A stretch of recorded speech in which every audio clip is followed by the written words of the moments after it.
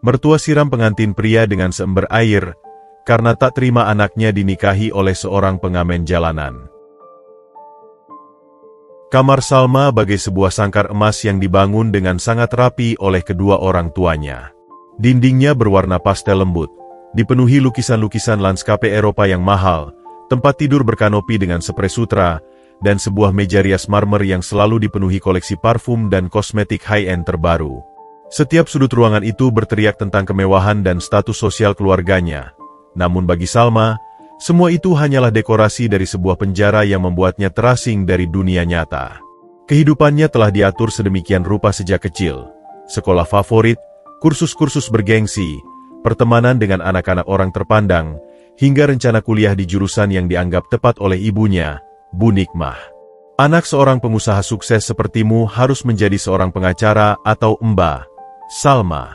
Bukan apalah itu, seniman atau penulis. Begitu selalu ucap Bu Nikmah setiap kali Salma mencoba membicarakan minatnya pada sastra dan musik. Hari itu, Salma kembali merasa sesak.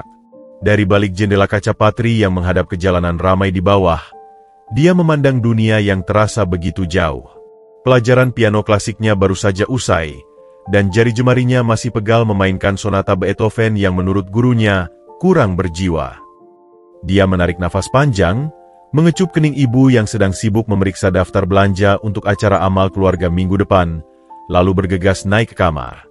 Jangan lupa, makan malam nanti bersama keluarga besar Wijaya. Pakai gaun merah muda yang ibu belikan kemarin, ya? Pesan Bu Nikmah tanpa mengalihkan pandangan dari tabletnya. Iya, Bu, jawab Salma singkat, hati kecilnya menjerit. Sesampainya di kamar, ritual pelariannya pun dimulai. Dia membuka jendela lebar-lebar, membiarkan angin sore yang hangat menerobos masuk, menghanyutkan aroma parfum mahal dan kesempurnaan yang membosankan. Lalu, seperti biasa, telinganya menyaring keriuhan lalu lintas, mencari satu suara yang selalu berhasil menenangkannya. Dan tak lama, suara itu datang. Sebuah alunan gitar akustik yang bersih, diikuti oleh suara bariton yang dalam dan berkarakter, menyanyikan sebuah lagu folk tentang perjalanan dan harapan. Itu adalah suara Mas Alan, seorang pengamen jalanan yang selalu mangkal di bawah jembatan penyeberangan tak jauh dari rumahnya. Aku tidak tahu siapa kau, atau mengapa kau selalu bernyanyi di sana, bisik Salma pada seorang pria tak dikenal di kejauhan, seolah suaranya bisa sampai. Tapi kau adalah satu-satunya hal yang jujur di hari-hariku. Dia menyandarkan kepalanya di bingkai jendela, mata terpejam, membiarkan lirik-lirik sederhana namun penuh makna dari lagu Alan menyelusup ke dalam jiwanya yang lelah. Dalam imajinasinya, Alan bukanlah seorang pengamen. Dia adalah seorang petualang, seorang penyair, seseorang yang bebas menyanyikan isi hatinya tanpa peduli pada pandangan orang lain. Sangat berbeda dengan dirinya yang terpenjara oleh ekspektasi. Salma, turun. Ayahmu mau bicara, teriak Bu Nikmah dari bawah, memecah konsentrasinya. Dia menghela nafas, menutup jendela dengan perlahan, seolah mengucapkan selamat tinggal pada sebentuk kebebasan. Sebelum pergi, dia melirik sekali lagi ke arah jembatan. Dari kejauhan, dia bisa melihat siluet Alan yang ramping, dengan kaos oblong lusuh dan celana jeans sobek di beberapa bagian, namun dengan postur tubuh yang penuh percaya diri. Hari itu, Alan sedang menyanyikan lagu tentang seorang burung yang merindukan langit luas. Kau beruntung, burung, gumam Salma lirih. Sebuah senyum kecil mengembang di bibirnya untuk pertama kalinya hari itu. Kau masih bisa terbang menjauh. Aku bahkan tak berani untuk melompat dari sangkar ini. Dia mematung sebentar, mendengarkan bait terakhir lagu Alan sebelum akhirnya berbalik dan meninggalkan jendela, melangkah menuju ruang keluarga di mana ayahnya sudah menunggu dengan agenda hidupnya yang berikutnya. Namun, dalam hatinya, dia berjanji akan kembali ke jendela itu besok, dan mendengarkan lagi melodi yang memberinya keberanian untuk bernafas. Pukul 15.30, Alan dengan cekatan membereskan peralatannya.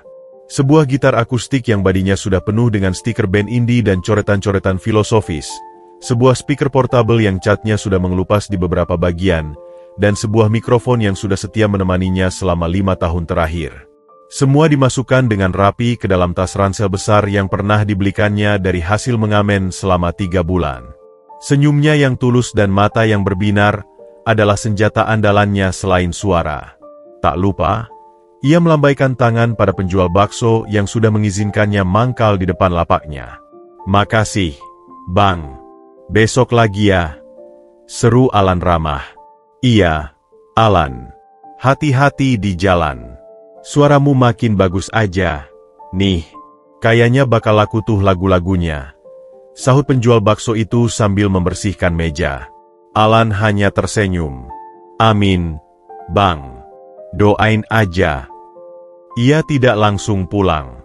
Langkahnya berbelok menuju sebuah studio rekaman sederhana yang terletak di gang sempat di balik ruko-ruko. Studio 99. Begitulah tulisan di pintunya. Tempat ini adalah ruang sakral baginya, di mana mimpi-mimpinya disemai dan dirawat dengan susah payah. "Alan, telat nih. Jam segini baru dateng." Dika sama Roni udah dari tadi nunggu. Sapa seorang pria berambut gondrong dari balik konsole mixing, pemilik studio itu, Kang Anton. "Maaf, Kang. Tadi ada acara dadakan, diminta nyanyi di warung kopi. Dapat duit tambahan nih buat bayar sewa studio," jawab Alan sambil mengeluarkan selembar uang 50 ribuan yang masih lumayan basah oleh keringatnya. Di dalam ruang rekaman yang sempit, 2 orang temannya, Dika, drum, dan Roni, bass, sudah menunggu dengan ekspresi semangat. "Bro, gue denger lo lagi nulis lagu baru? Yang tadi lo nyanyi di jembatan itu?" tanya Roni penasaran. Alan menganggum, matanya berbinar. "Iya, Ron. Judulnya Sangkar Emas. Gue terinspirasi, nemu cerita menarik." Pikirannya melayang ke sosok di balik jendela yang kadang katanya ia lihat. "Maksud lo, cerita apa?" Dika menyela. "Belum pasti, sih. Tapi, ada seorang perempuan. Dia selalu ngeliatin gue nyanyi dari jendela kamarnya yang gede banget. Setiap hari. Kayaknya, dia terpenjara di rumah mewahnya sendiri," ujar Alan sambil menyetel gitarnya. "Wah, jadi deh muse lo yang baru," canda Dika. "Bukan muse, dikit. Lebih ke simpati. Gue ngerasa lagu gue bisa jadi pelarian buat dia." Mereka pun mulai berlatih. Alan memainkan melodi sederhana namun menyentuh, lalu menyanyikan lirik-lirik yang ia tulis pagi tadi. "Dari balik kaca, kau memandang dunia, sebuah sangkar emas, dengan pintu yang terkunci. Kau dengar suaraku, sebuah melodi, mencoba menghampiri, membawa cerita." Suasana hening sejenak. Kang Anton yang mendengarkan dari luar ruangan mengangguk-angguk. "Bagus, Alan. Liriknya dalam. Tapi jangan terlalu sedih. Kasih sedikit harapan di refnya." Alan tersenyum. "Iya, Kang. Di refnya nanti gue tambahin. Aku kan di sini, bernyanyi untukmu, menemani setiap langkahmu, mencari cahaya." Mereka terus berlatih hingga larut malam. Setelah membayar sewa studio dengan uang hasil mengamen dan manggung dadakan tadi, Alan akhirnya pulang ke rumah orang tuanya di sebuah kompleks perumahan sederhana. Alan, pulangnya malam banget. Ada acara lagi. Sambut Bu Isti, ibunya, yang sedang menjahit baju di ruang tamu. Rumah mereka sederhana, namun penuh dengan kehangatan dan dukungan. "Iya, Bu. Latihan buat demo lagu baru. Maaf ganggu tidur Ibu," jawab Alan sambil mencium tangan ibunya. "Gak apa-apa. Yang penting jangan lupa makan. Ada lauk di meja. Bapak udah tidur. Tadi dia capek jagain warung." Alan duduk di samping ibunya. "Bu, gue nemu inspirasi lagu baru. Tentang seseorang yang terpenjara." Bu Isti menghela napas. "Di dunia ini banyak orang yang terpenjara. Nak, ada yang terjebak kemiskinan, ada juga yang terjebak kekayaan. Tugas kita, bikin mereka yang terpenjara itu tetap bisa mendengar suara kebebasan." Mata Alan berbinar. "Ibu selalu tahu yang gue pikirkan." "Ya wong ibumu, toh, jawab Bu Isti sambil tersenyum. Sekarang, makan dan tidur. Besok kan harus cari makanan lagi untuk mimpi-mimpimu. Di kamarnya yang kecil, Alan menatap laptop tua yang berisi file-file rekaman demo. Di samping laptop, ada tumpukan buku-buku filsafat dan sastra. Ia bukan sekadar pengamen. Ia adalah seorang pemimpi, seorang pencari kebenaran, dan seorang musisi yang meyakini bahwa seni bisa menjadi jembatan antar dunia. Dan tanpa disadarinya, ia telah mulai membangun jembatan itu menuju sebuah jendela kamar di sebuah rumah mewah, di mana seorang perempuan bernama Salma sedang mendengarkan setiap nada yang ia ciptakan dengan penuh harap. Minggu-minggu berlalu, dan hujan mulai turun dengan lebih sering, menandai pergantian musim. Bagi Salma, rutinitas hariannya terasa semakin membosankan dan menjemukan. Hari itu, sebuah acara makan malam keluarga dengan calon investor ayahnya berlangsung sangat formal dan melelahkan. Setiap senyum yang dia berikan terasa dipaksakan, setiap obrolan tentang ekonomi dan politik terasa hampa. Pikirannya melayang kepada suara merdu di balik jembatan, kepada kebebasan yang diwakili oleh setiap petikan gitar Alan. Salma, kamu kenapa? Dari tadi melamun saja. Tidak dengarkan penjelasan Pak Hendra tentang peluang investasi properti, tegur Bu Nikmah dengan suara berbisik, namun tajam. Maaf, Ibu. Saya hanya agak pusing, jawab Salma cepat, meminum seteguk air putih untuk menyembunyikan kegelisahannya. Sudah, kalau tidak enak badan, nanti izin saja tidur lebih awal. Jangan sampai mempermalukan kita di depan tamu, desis Bu Nikmah kembali. Salma hanya mengangguk patuh. Tapi dalam hatinya, sebuah rencana nekat mulai terbentuk. Begitu acara makan malam usai dan para tamu mulai berpamitan, Salma berpura-pura menuju kamarnya. Namun, alih-alih naik lantai atas, dia menyelinap ke dapur, mengambil payung besar berwarna biru tua, dan keluar dari pintu samping tanpa sepengetahuan siapapun. Hujan saat itu turun dengan deras, membasahi jalanan yang sepi. Dia berjalan cepat, payungnya nyaris tak berguna melawan terpaan angin yang menggoyahkan pepohonan. Tujuannya hanya satu, tempat Alan biasa mangkal. Sesampainya di bawah jembatan, napasnya terengah-engah, basah kuyup, dan sedikit menggigil. Namun, yang dia temui hanyalah ruang kosong. Jantungnya seakan berhenti berdetak. Rupanya, karena hujan yang begitu lebat, Alan sudah membereskan peralatannya lebih awal. Perasaan kecewa yang amat sangat menyelimutinya. Dia bersandar di dinding beton yang dingin, menatap rintikan hujan di luar bayangan jembatan, merasa sangat bodoh dan naif. Tiba-tiba, sebuah suara membuatnya terkejut. Permisi, Mbak. Ada yang bisa saya bantu? Salma memutar tubuhnya. Di sana, berdiri seorang pria dengan jas hujan sederhana yang masih meneteskan air. Wajahnya tirus, dengan mata yang teduh namun penuh kehangatan. Di tangannya tergenggam tas ransel besar yang dikenalnya. Itu adalah Alan. Maaf, saya hanya berteduh, jawab Salma gugup, berusaha menyembunyikan wajahnya yang memerah karena malu. Tidak apa-apa. Hujan memang deras sekali hari ini, ujar Alan sambil mendekat. Tiba-tiba, matanya berbinar tanda pengenalan.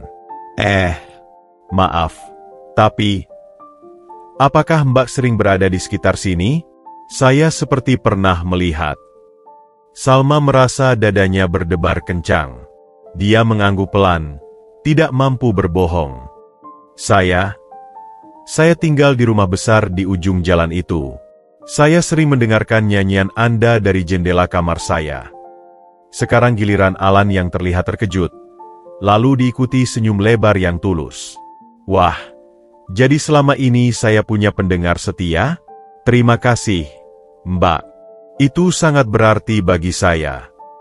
Mereka bilang, suara Anda bagus. Dan lagu-lagunya dalam, puji Salma, masih terbata-bata. Terima kasih. Nama saya Alan, katanya sambil mengulurkan tangan.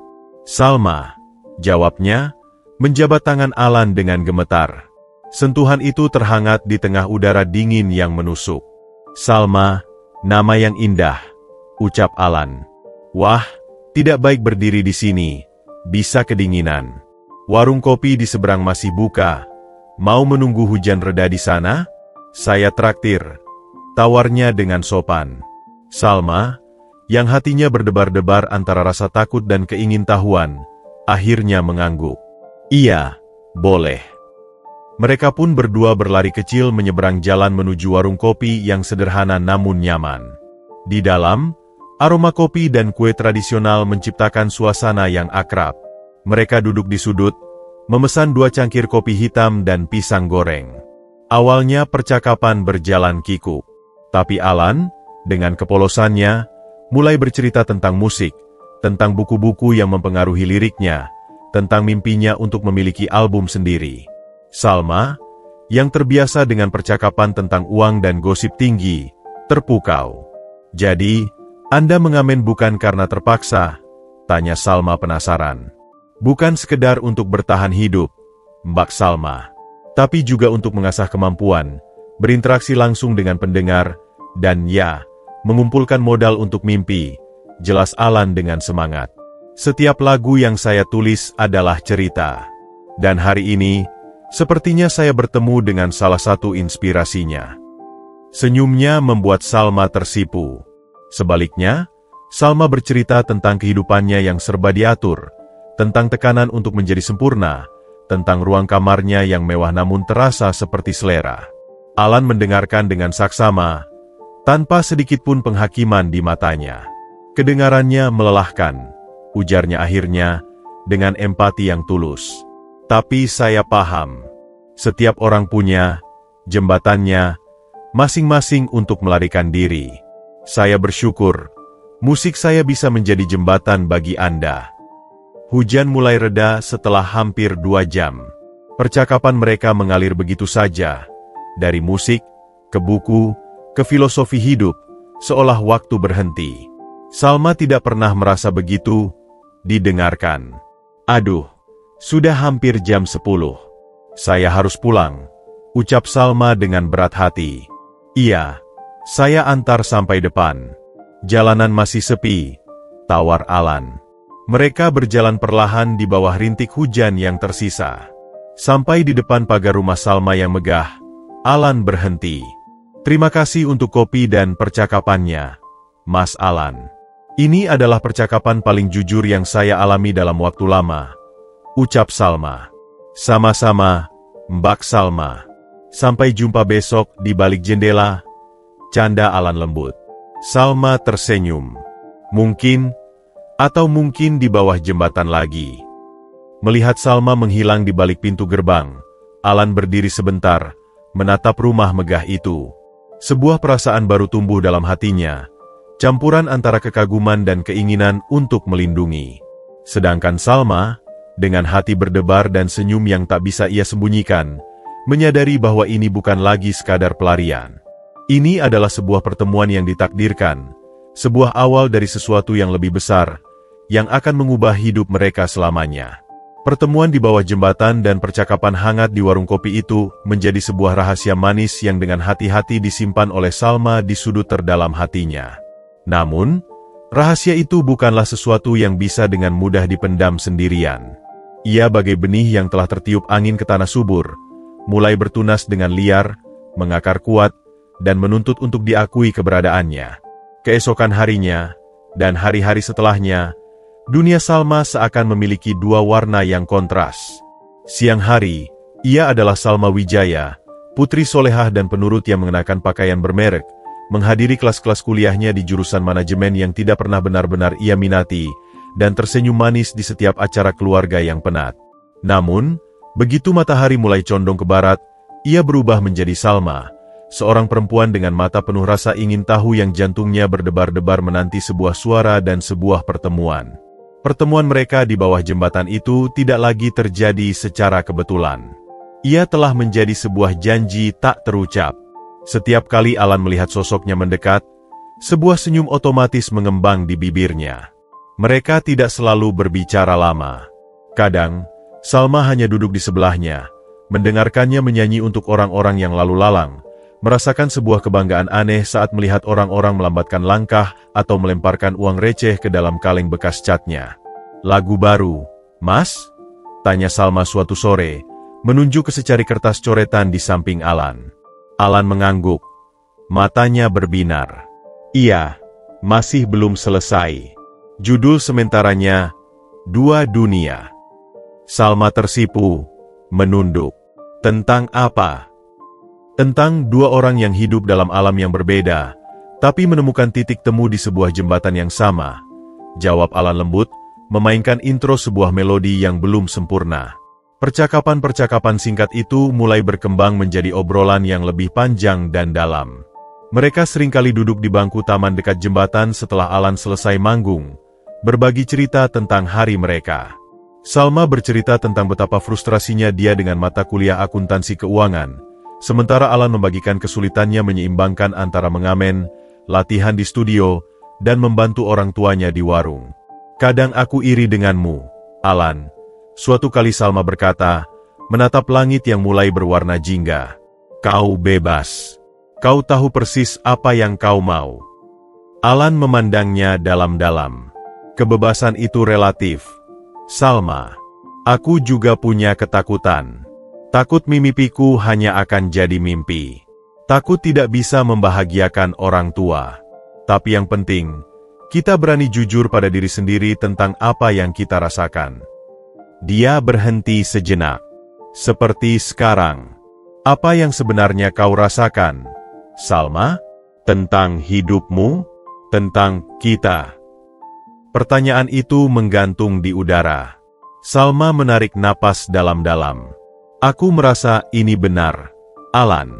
Berada di sini, bersamamu, adalah hal paling benar yang pernah aku rasakan. Tapi..."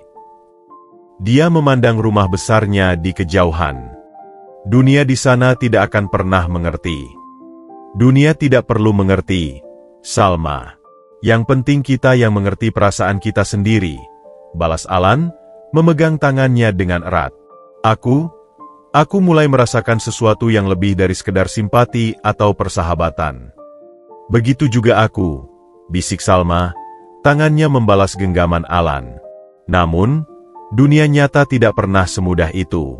Suatu sore, ketika mereka sedang asyik berbincang di bangku taman, sebuah mobil mewah berwarna hitam melintas perlahan. Salma membeku.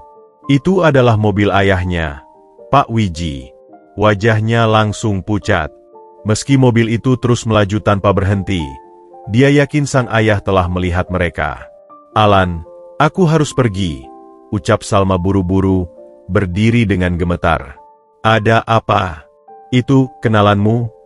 tanya Alan, khawatir.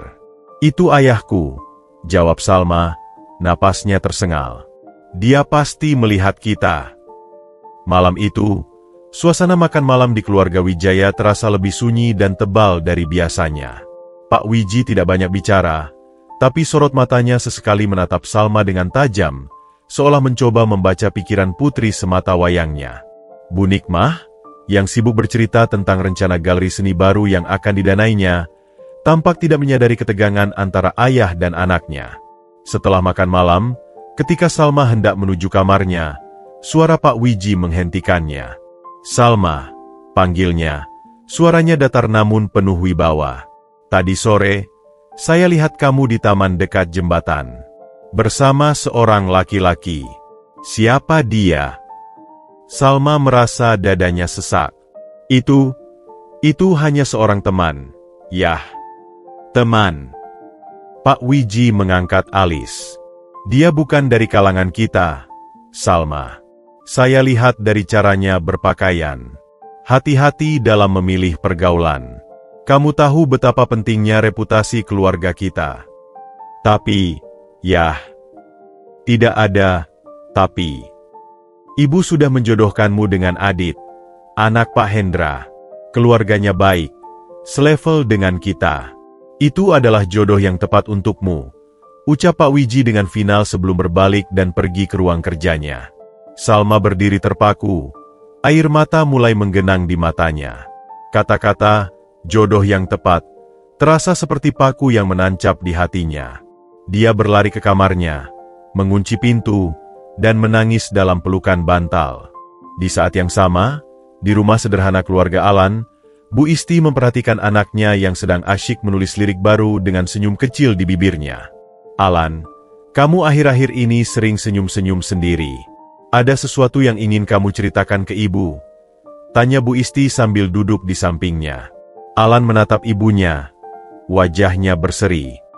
"Ibu, aku bertemu seseorang. Dia luar biasa. Namanya Salma." Bu Isti tersenyum lebar. "Wah, akhirnya. Cerita dong, seperti apa dia?"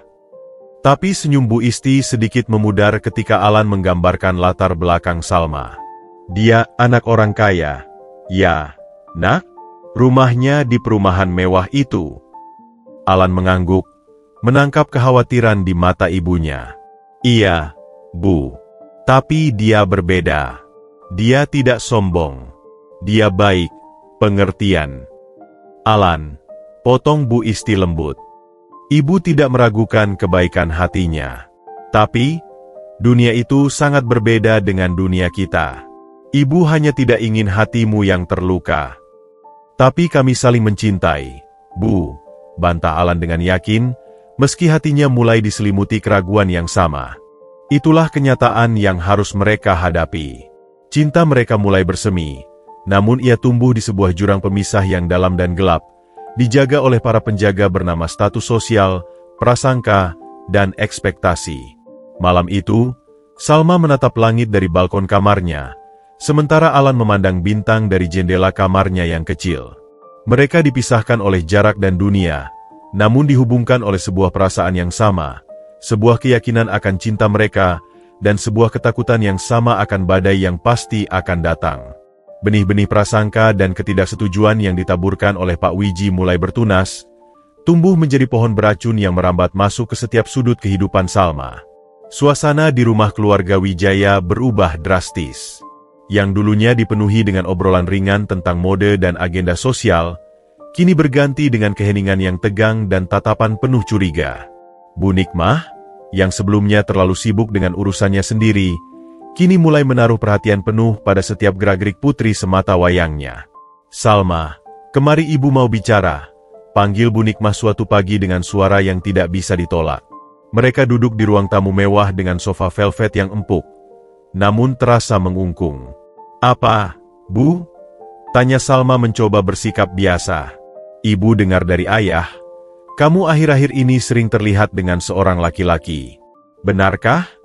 tanya Bu Nikmah, matanya menyelidik. Salma merasa tenggorokannya kering. "Itu hanya teman, Bu." "Teman?" Bu Nikmah mendecakkan lidah. "Jangan berbohong pada ibu, Salma. Ayah bilang dia terlihat tidak berasal dari kalangan terpelajar, berkeliaran di sekitar jembatan. Ibu tidak mau kamu bergaul dengan sembarang orang. Reputasi keluarga kita adalah segalanya." "Dia bukan sembarang orang, Bu. Namanya Alan. Dia adalah seorang musisi, seorang yang baik dan..." "Musisi?" sela Bu Nikmah dengan nada sinis. "Maksudmu pengamen jalanan? Dasar pengemis. Kau pikir dengan suaranya yang merdu itu bisa memberimu hidup yang layak? Dia hanya mencari mangsa.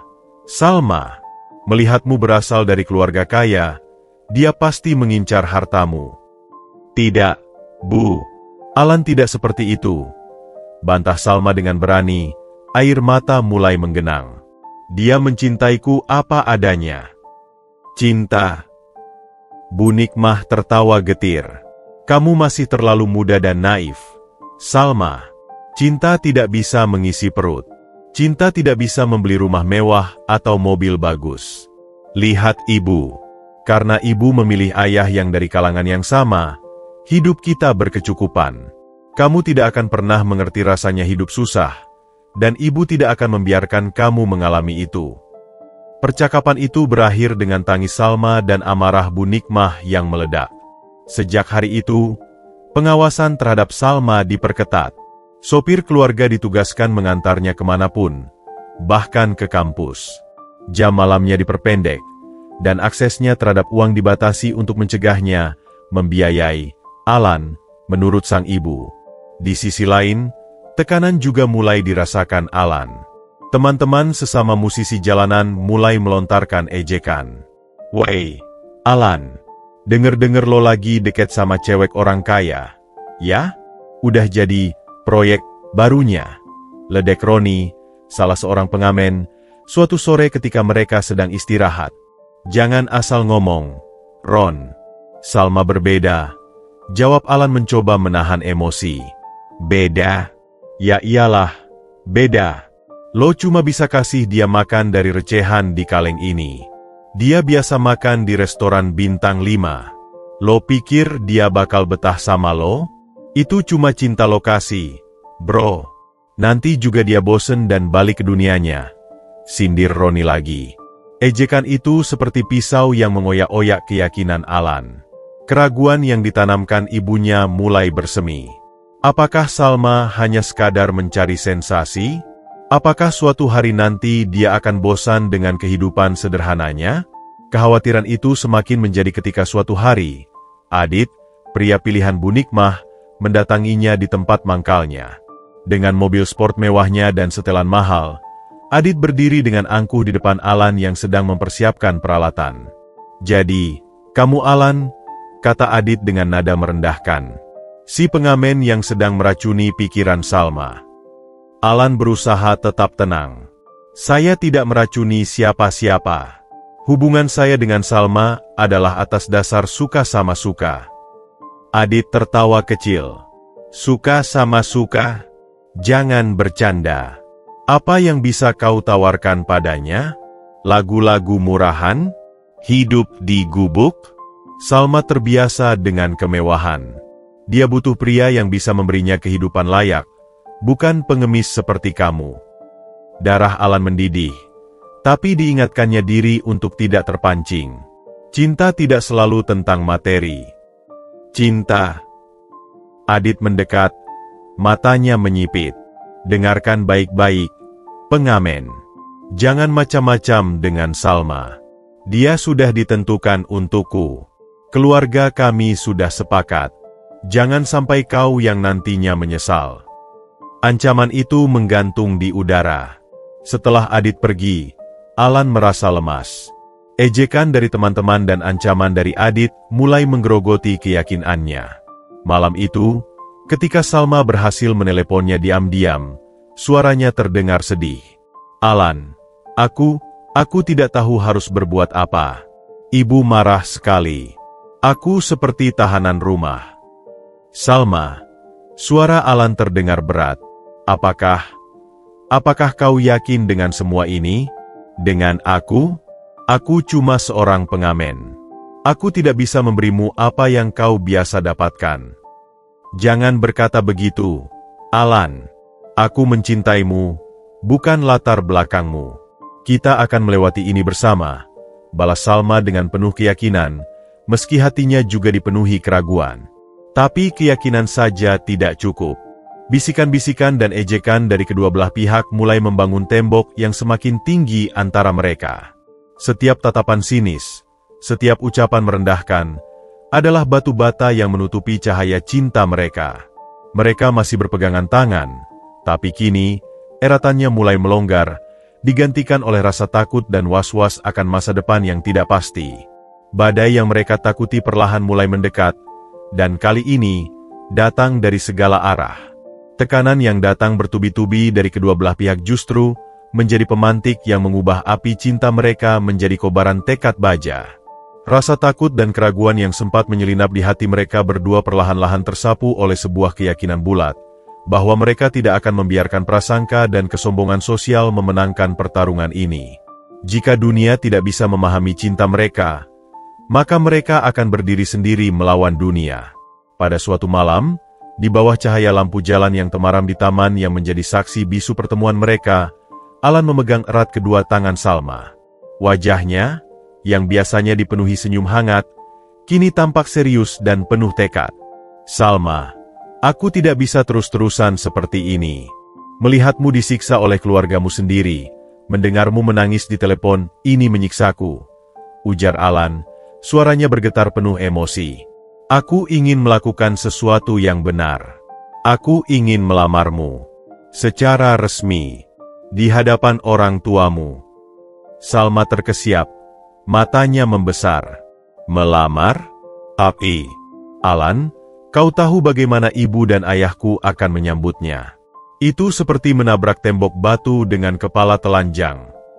Biarlah, potong Alan dengan mata berapi-api. Aku lebih memilih mereka memarahiku, menghinaku, bahkan mengusirku, daripada melihatmu menderita dalam diam. Aku ingin mereka tahu bahwa niatku tulus. Bahwa ini bukan main-main bagiku. Aku mencintaimu, Salma. Dan aku ingin menghargaimu dengan cara yang paling sopan yang kumiliki, dengan meminta tanganmu secara terbuka dari mereka yang melahirkanmu. Air mata meleleh di pipi Salma.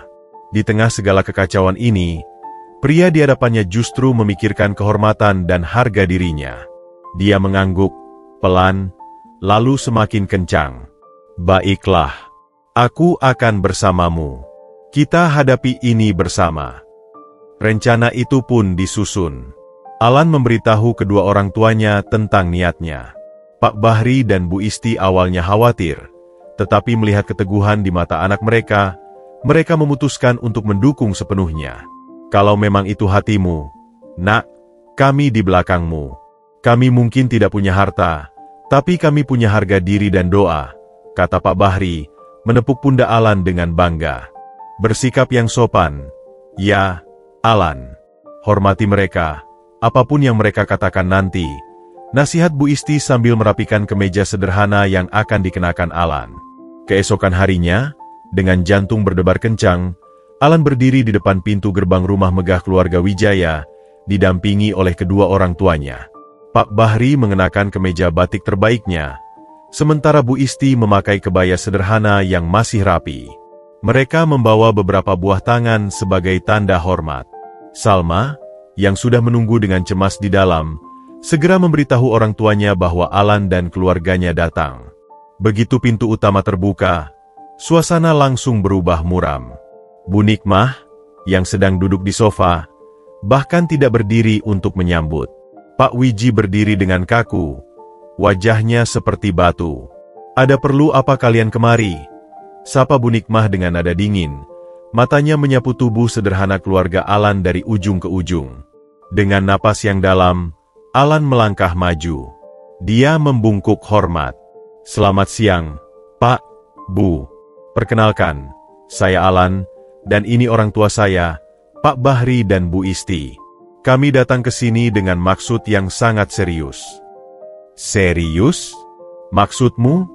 Sergah Bu Nikmah, sengaja membuat mereka tidak nyaman. Bu, saya datang untuk meminta izin dan restu Bapak dan Ibu. Saya mencintai Salma, dan saya berniat untuk menikahinya.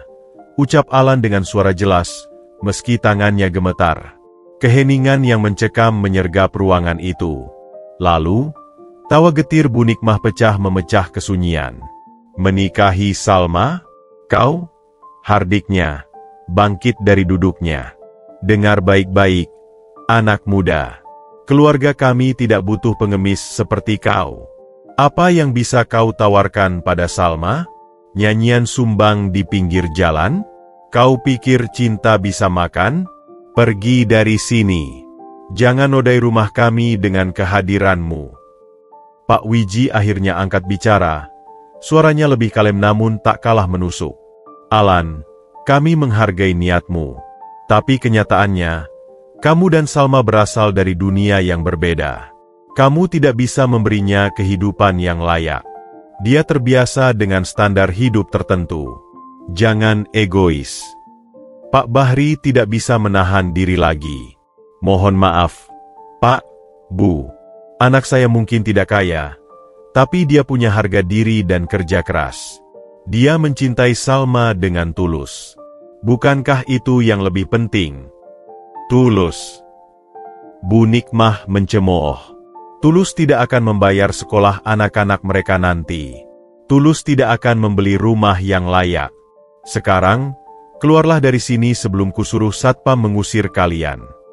Alan menatap Salma, yang dari tadi berdiri di tangga dengan wajah basah oleh air mata. Dia melihat rasa malu, sakit, dan kemarahan di mata perempuan yang dicintainya. Tekadnya tidak goyah, justru semakin membaja. Dia membungkuk sekali lagi. "Baik, Pak, Bu. Kami menghormati keputusan Anda. Tapi ketahuilah, penolakan Anda tidak akan mengubah perasaan saya pada Salma. Saya akan membuktikan bahwa cinta dan kerja keras bisa mengatasi segalanya. Permisi." Keluarga Alan pun pergi dengan kepala tegak, meski hati mereka hancur berantakan. Adegan penolakan yang menghinakan itu bukanlah akhir, melainkan sebuah deklarasi perang. Bagi Alan dan Salma, ini adalah titik di mana mereka menyadari bahwa jalan mereka akan sangat terjal, dan mereka harus memilih, menyerah pada tekanan, atau berjuang lebih keras lagi dengan tekad yang tak tergoyahkan. Dan malam itu, di balik pintu kamarnya yang terkunci, Salma bersumpah dalam hati, tidak ada yang akan memisahkannya dari Alan.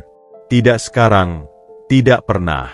Pintu kamar Salma terkunci rapat, membatasi dirinya dari dunia luar yang penuh dengan tekanan dan penghinaan. Suasana di dalam kamar mewahnya itu bagaikan kubangan kesedihan dan kemarahan yang bergolak.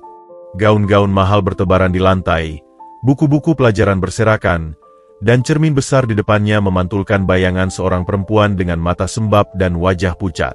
Penolakan kasar terhadap lamaran Alan telah menjadi pukulan telak yang menghancurkan hatinya, sekaligus menyulut api pemberontakan yang selama ini dipendamnya. Dia memutuskan untuk mogok makan.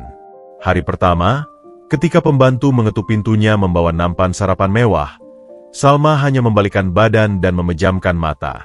"Aku tidak lapar," katanya dengan suara parau. Bu Nikmah yang mendengarnya dari luar hanya menghela napas kesal. "Biar saja, mungkin dia hanya sedang ingin menarik perhatian. Dia akan lapar juga nanti," ujar Bu Nikmah pada suaminya. Namun, hari kedua dan ketiga berlalu, dan Salma tetap bertahan hanya dengan air putih. Tubuhnya mulai melemah, pipinya mengempis, dan sorot matanya kehilangan cahaya. Kekhawatiran mulai menyelimuti rumah itu, terutama bagi Pak Wiji. Diam-diam, ia mengamati perubahan pada putrinya. Ia melihat bukan hanya penolakan terhadap makanan, tetapi sebuah penolakan terhadap seluruh kehidupan yang telah direncanakan untuknya. Pada hari keempat, Pak Wiji memberanikan diri mengetuk pintu kamar Salma. "Salma, ini ayah. Boleh ayah masuk?" Tidak ada jawaban. Dengan hati-hati, Pak Wiji menggunakan kunci cadangan dan membuka pintu. Pemandangan yang menyambutnya membuat dadanya sesak. Salma terbaring lemah di tempat tidurnya, dikelilingi oleh kegelapan dan kehampaan. "Salma, nak, ini tidak baik untukmu. Kamu harus makan," ujar Pak Wiji dengan suara lembut, duduk di tepi tempat tidur. Salma memalingkan wajahnya. "Untuk apa? Yah? Hidupku sudah tidak punya arti lagi.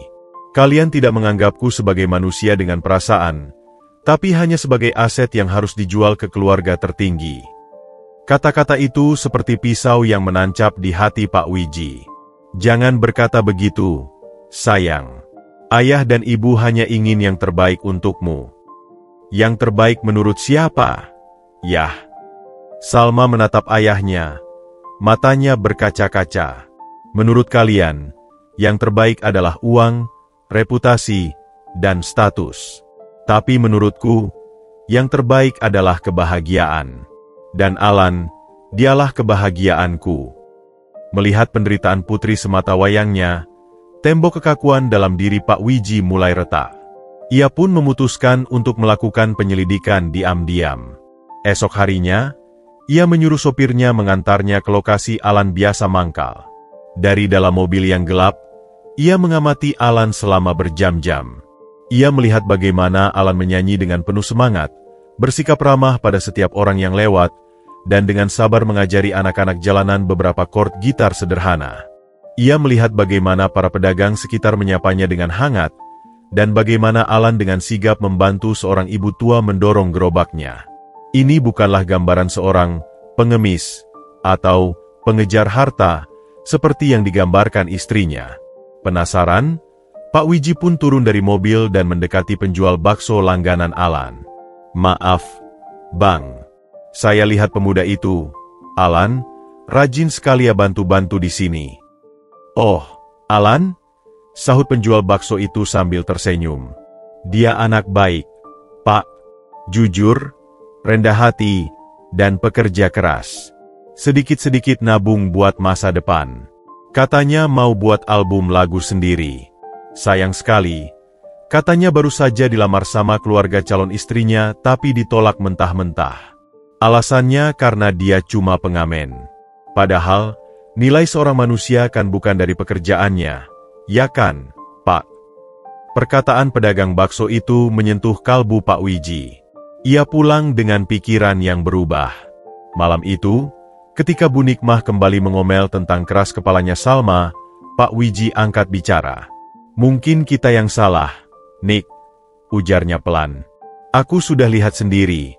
Alan itu anak yang baik dan berbudi.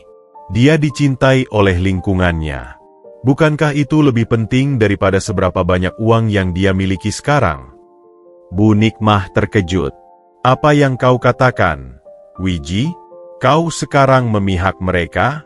Kau mau menikahkan Salma kita dengan seorang pengemis?" "Ini bukan soal memihak, Nik. Ini soal kebahagiaan anak kita. Lihatlah dia sekarang, sekarat di kamarnya karena kita.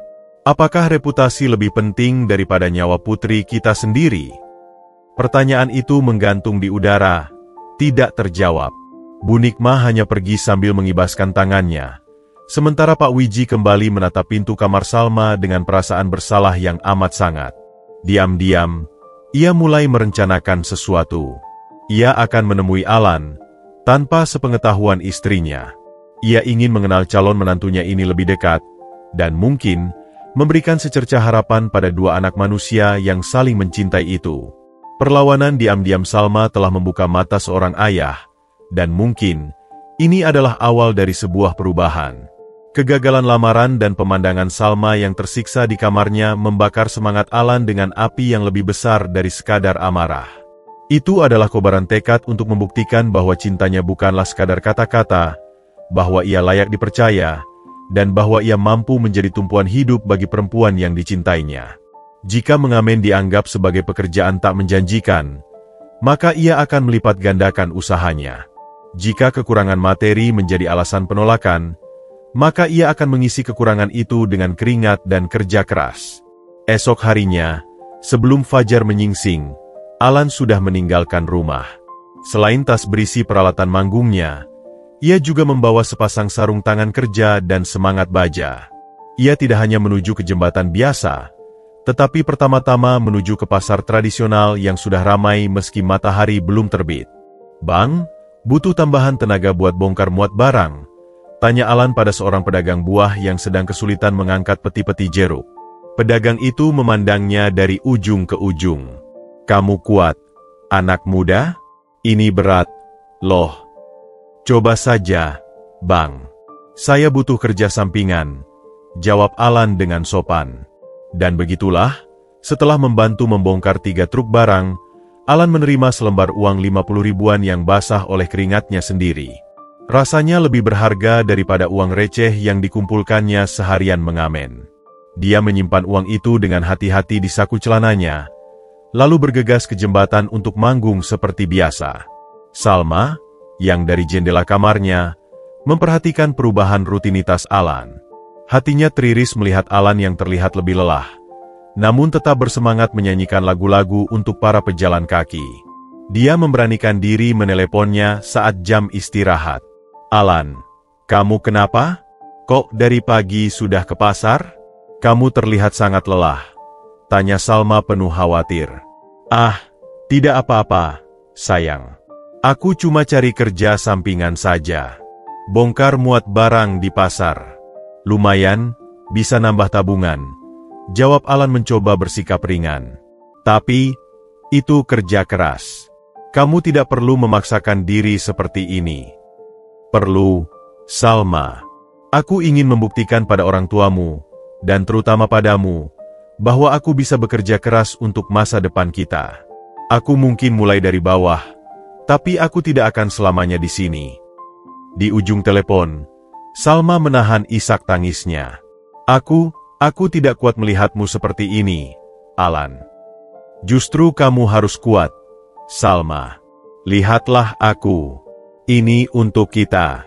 Setiap keringat yang aku keluarkan, setiap lelah di punggungku, ini semua adalah untuk mimpi kita bersama. Kamu adalah inspirasiku. Kata-kata itu membuat Salma semakin yakin. Jika Alan bisa berkorban sedemikian rupa, maka dia pun harus melakukan sesuatu. Diam-diam, dia mulai menjual beberapa perhiasan dan tas branded yang tidak terlalu dia gunakan melalui temannya. Uangnya dia tabung sendiri, berencana untuk memberikannya pada Alan suatu saat nanti sebagai bantuan untuk album atau modal hidup mereka. Suatu sore, setelah seharian bekerja keras, Alan duduk di bangku taman dengan tubuh yang pegal. Tiba-tiba, seseorang duduk di sebelahnya. Dia adalah Pak Wiji. "Selamat sore, Alan," sapa Pak Wiji dengan suara tenang. Alan terkejut dan langsung berdiri hormat. "Selamat sore, Pak Wiji. Ada yang bisa saya bantu?" "Bisa kita bicara sebentar?" tanya Pak Wiji, menunjuk ke bangku. Dengan jantung berdebar, Alan duduk kembali. "Tentu, Pak. Aku sudah memperhatikanmu akhir-akhir ini," mulai Pak Wiji. "Aku lihat kau tidak hanya mengamen, tetapi juga bekerja kasar di pasar. Kenapa?" Alan menunduk, mengambil napas. "Karena saya mencintai Salma, Pak. Dan cinta butuh pengorbanan dan bukti. Saya ingin menunjukkan bahwa saya tidak hanya bisa bernyanyi, tetapi juga bisa bekerja keras. Saya ingin membuktikan bahwa saya bisa menjadi suami yang bertanggung jawab untuk Salma." Pak Wiji mengamati wajah Alan yang tulus dan penuh tekad.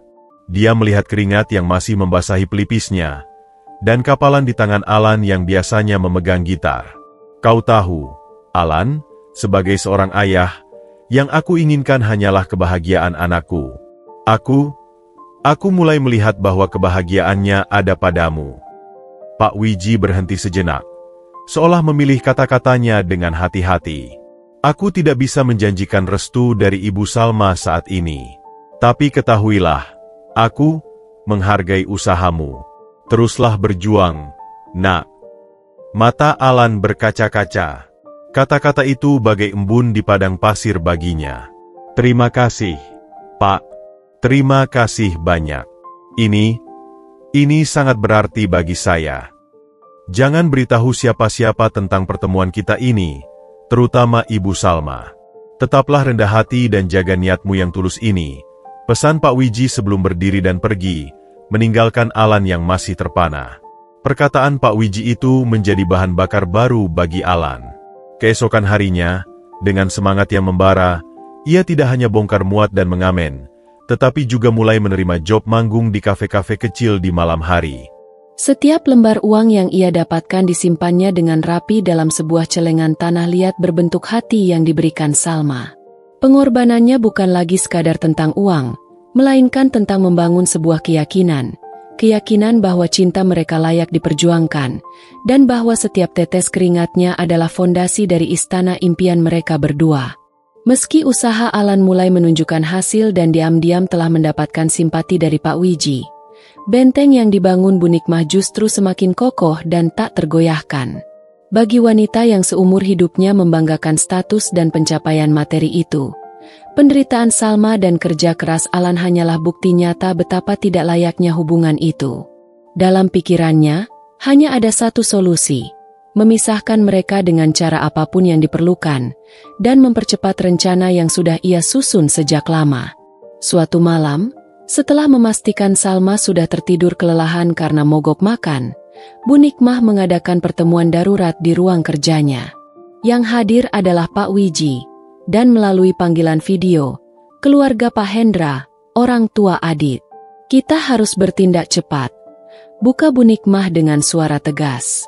Salma semakin lama semakin tenggelam dalam hayalan tidak masuk akalnya. "Kita tidak bisa membiarkan ini berlanjut." Pak Hendra, pria berperawakan besar dengan suara berat, mengangguk di layar. "Saya setuju," Bu Nikmah, anak saya, Adit, juga sudah tidak sabar. Dia sangat menyukai Salma. Menurut saya, kita perlu mempercepat pernikahan mereka. Pak Wiji yang duduk dengan wajah muram mencoba menawarkan sudut pandang berbeda. Tapi, Nik, Salma masih sangat tertekan. Apakah memaksanya menikah dengan Adit adalah solusi yang tepat? Dia bahkan tidak mencintainya. Bu Nikmah memandang suaminya dengan tajam.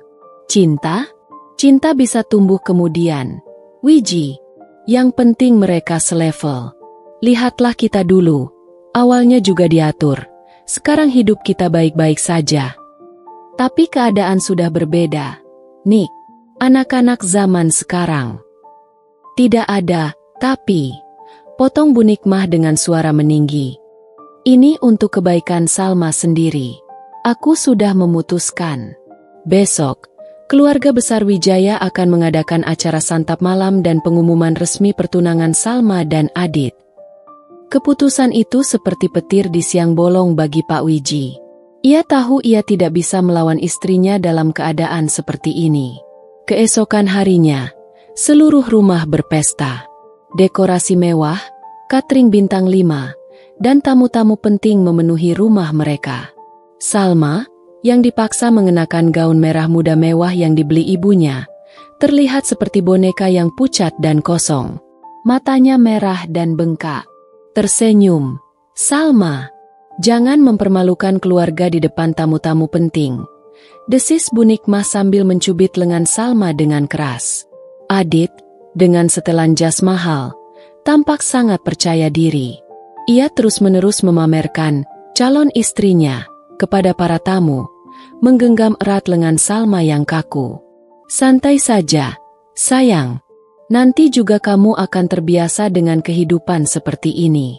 Lebih baik daripada harus ikut pengamen jalanan itu, kan?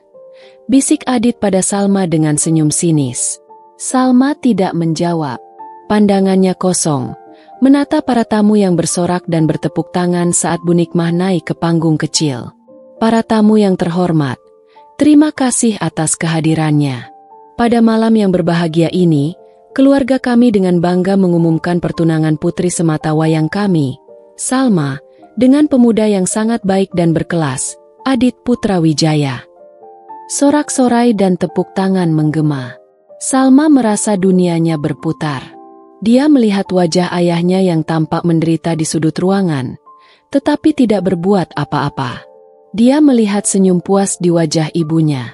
Dan yang paling menyakitkan, dia membayangkan wajah Alan yang sedang berjuang keras untuknya, sementara dia di sini, dihadapkan pada pengkhianatan terbesar.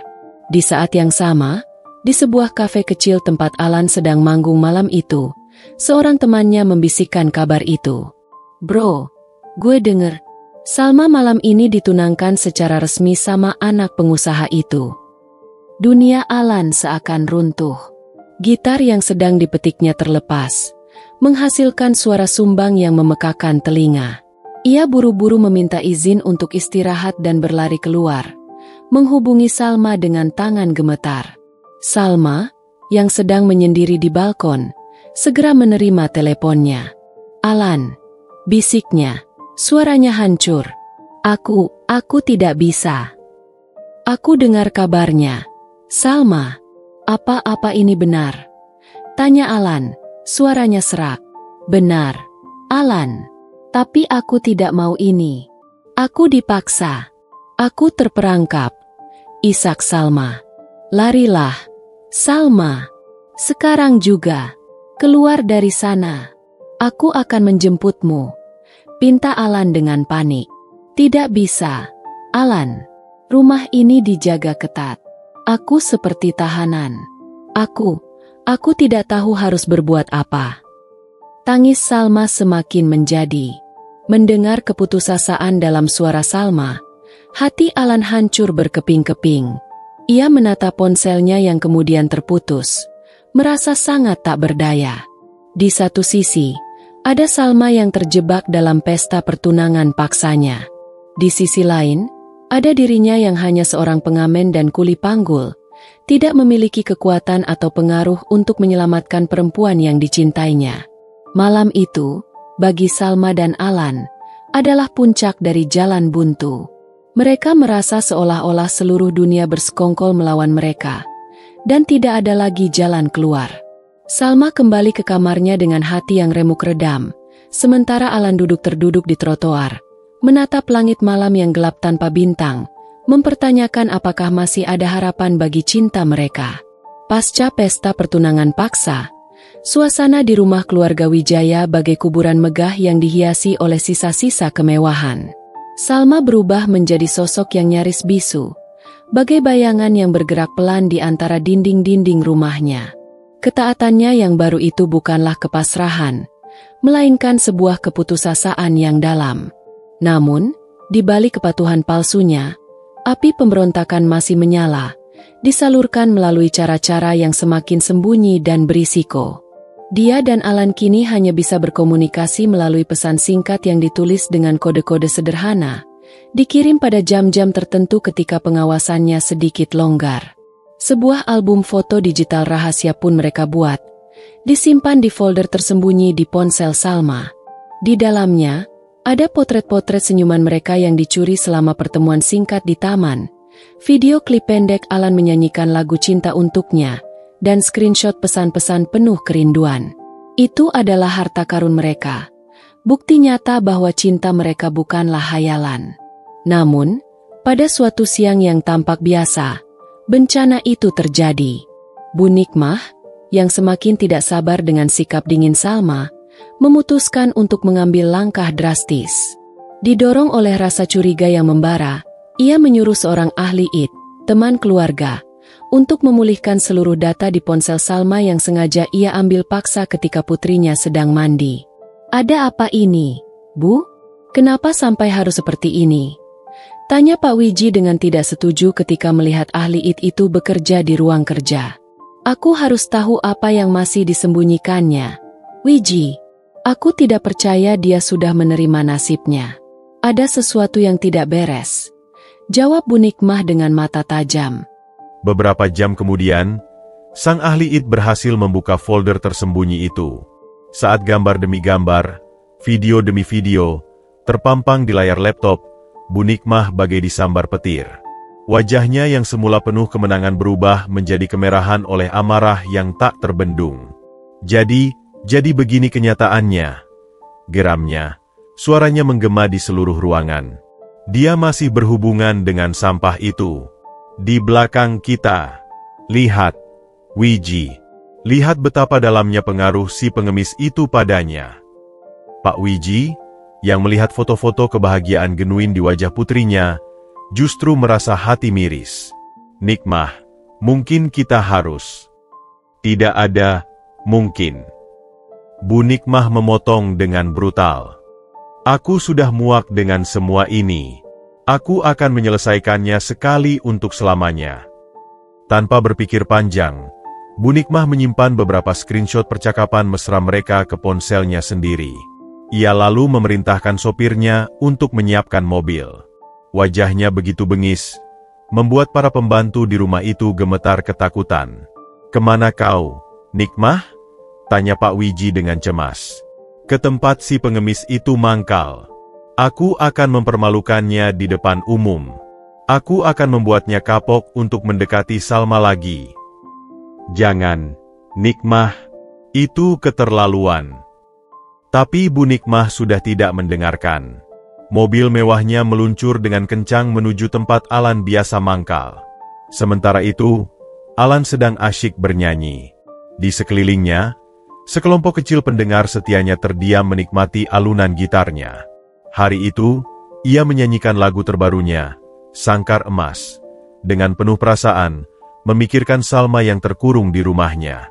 Dari balik jeruji, kau memandang dunia, merindukan kebebasan yang kau kira terlarang. Tiba-tiba, sebuah mobil mewah hitam berhenti dengan kasar di pinggir jalan. Pintunya terbuka, dan Bu Nikmah melompat keluar dengan wajah yang mendidih. Langkahnya cepat dan penuh amarah, langsung menuju ke arah Alan. "Kau, pengemis tak tahu diri," teriak Bu Nikmah, Suaranya melengking memecah konsentrasi semua orang. Alan terhenti bernyanyi, wajahnya pucat. Bu Nikmah. Jangan panggil aku ibu. Kau pikir aku tidak tahu? Kau masih membujuk anakku. Meracuni pikirannya dengan omong kosong cintamu yang murahan. Hardik Bu Nikmah, lalu mengacungkan ponselnya yang menampilkan foto-foto mereka berdua. Lihatlah semua. Inilah si pengemis yang berusaha memakan rumput tetangga, mengincar harta keluarga kami. Orang-orang di sekitar mulai berkerumun, berbisik-bisik. Beberapa mengambil video dengan ponsel mereka. Alan berdiri terpaku, rasa malu dan marah bergolak dalam dirinya. Pipinya terbakar. Bu, tolong ini bukan tempatnya, pinta Alan, mencoba tetap tenang. Bukan tempatnya? Lalu di mana tempatnya? Kau pikir kau siapa? Kau cuma sampah masyarakat. Hidupmu bergantung pada belas kasihan orang. Kau pikir kau layak untuk anakku? Bu Nikmah semakin menjadi. Jari telunjuknya hampir menancap di hidung Alan. Dengarkan baik-baik, pengemis. Jauh-jauh dari Salma. Kalau kau berani mendekatinya lagi, aku akan hancurkan hidupmu. Aku akan pastikan kau tidak bisa mangkal dimanapun di kota ini. Kata-kata itu seperti cambukan di hati Alan. Ia melihat tatapan orang-orang, ada yang kasihan, ada yang menghakimi, ada yang sekadar penasaran. Kehormatannya diinjak-injak di tempat ia membangun reputasinya. Air mata kemarahan dan rasa malu mulai menggenang di matanya, tapi ia berusaha menahannya. Bu Nikmah, setelah merasa puas telah mempermalukannya, meludah ke tanah dekat kaki Alan. Ingat ancamanku. Dia lalu berbalik dan masuk kembali ke mobilnya, meninggalkan Alan yang terduduk lemas di atas kursi kecilnya, dikelilingi oleh bisik-bisik dan tatapan yang membuatnya ingin menghilang. Peralatan musiknya tergeletak tak karuan, seolah ikut merasakan penghinaan yang baru saja terjadi. Insiden itu dengan cepat menyebar seperti wildfire. Dalam hitungan jam, video penghinaan itu sudah viral di kalangan teman-teman Salma dan keluarga mereka. Reputasi Alan hancur. Beberapa tempat mangkalnya meminta dia untuk tidak kembali untuk sementara waktu. Luka di hatinya jauh lebih dalam dari yang bisa dibayangkan. Ia tidak hanya kehilangan harga diri, tetapi juga keyakinannya bahwa perjuangannya akan ada hasilnya. Malam itu, untuk pertama kalinya, Alan mempertanyakan segalanya. Cintanya pada Salma, mimpinya menjadi musisi, dan arti kehidupannya yang seolah tidak ada harganya di mata dunia. Penghinaan publik yang dilakukan Bu Nikmah bagai gempa bumi yang mengguncang fondasi kehidupan Alan. Selama 3 hari, ia mengurung diri di kamarnya, menolak untuk makan atau berbicara dengan siapapun. Dunianya yang dibangun dengan susah payah, reputasinya sebagai pengamen jujur, harga dirinya sebagai seorang musisi, dan keyakinannya pada kebaikan manusia, runtuh berantakan dalam sekejap. Setiap kali ia memejamkan mata, yang terbayang adalah wajah penuh kebencian Bu Nikmah dan cemoohan orang banyak. Pada hari keempat, Pak Bahri dan Bu Isti tidak bisa lagi hanya berdiam diri. Mereka menerobos masuk ke kamar Alan. Sudah cukup, nak, tegas Pak Bahri, suaranya bergetar namun penuh wibawa. Kau mau membiarkan mereka menghancurkanmu? Kau mau membuktikan bahwa kata-kata keji itu benar? Alan terbaring lemas. Matanya kosong menatap langit-langit. Lalu apa lagi yang bisa kulakukan? Yah, dia benar. Aku cuma seorang pengamen. Apa yang bisa kuberikan pada Salma? Rasa malu dan penghinaan. Bu Isti duduk di tepi tempat tidur, mengusap punggung anaknya. Alan, nilai seorang manusia tidak ditentukan oleh pekerjaannya, tapi oleh ketulusan hatinya dan kekuatan jiwanya. Ibu melihat betapa tulusnya cintamu pada Salma. Dan ibu juga melihat betapa kuatnya Salma mencintaimu. Jangan menyerah sekarang. Kata-kata ibunya seakan menyalakan kembali sumbu keberanian dalam diri Alan. Ia teringat janjinya pada Salma. Ia teringat pengorbanannya. Ia teringat rahasia pertemuannya dengan Pak Wiji. Apakah ia akan membiarkan seorang wanita yang dipenuhi kebencian memenangkan pertarungan ini? Dengan sisa tenaga, Alan meraih ponselnya. Ada puluhan pesan tidak terbaca dari Salma, penuh dengan kepanikan dan permintaan maaf. Pesan terakhir berbunyi, "Alan, aku tidak tahan lagi. Aku lebih memilih hidup susah bersamamu daripada hidup mewah sebagai tahanan. Jika kau masih mencintaiku, bawa aku pergi dari sini." Pesan itu bagai semburan adrenalin. Alan langsung duduk tegak. Matanya yang tadi redup, kini kembali berapi-api. "Ibu, ayah, kalian benar. Aku tidak boleh menyerah. Tapi kita harus bertindak. Sekarang." Malam itu, di ruang tamu rumah sederhana keluarga Alan, rapat rahasia pun digelar.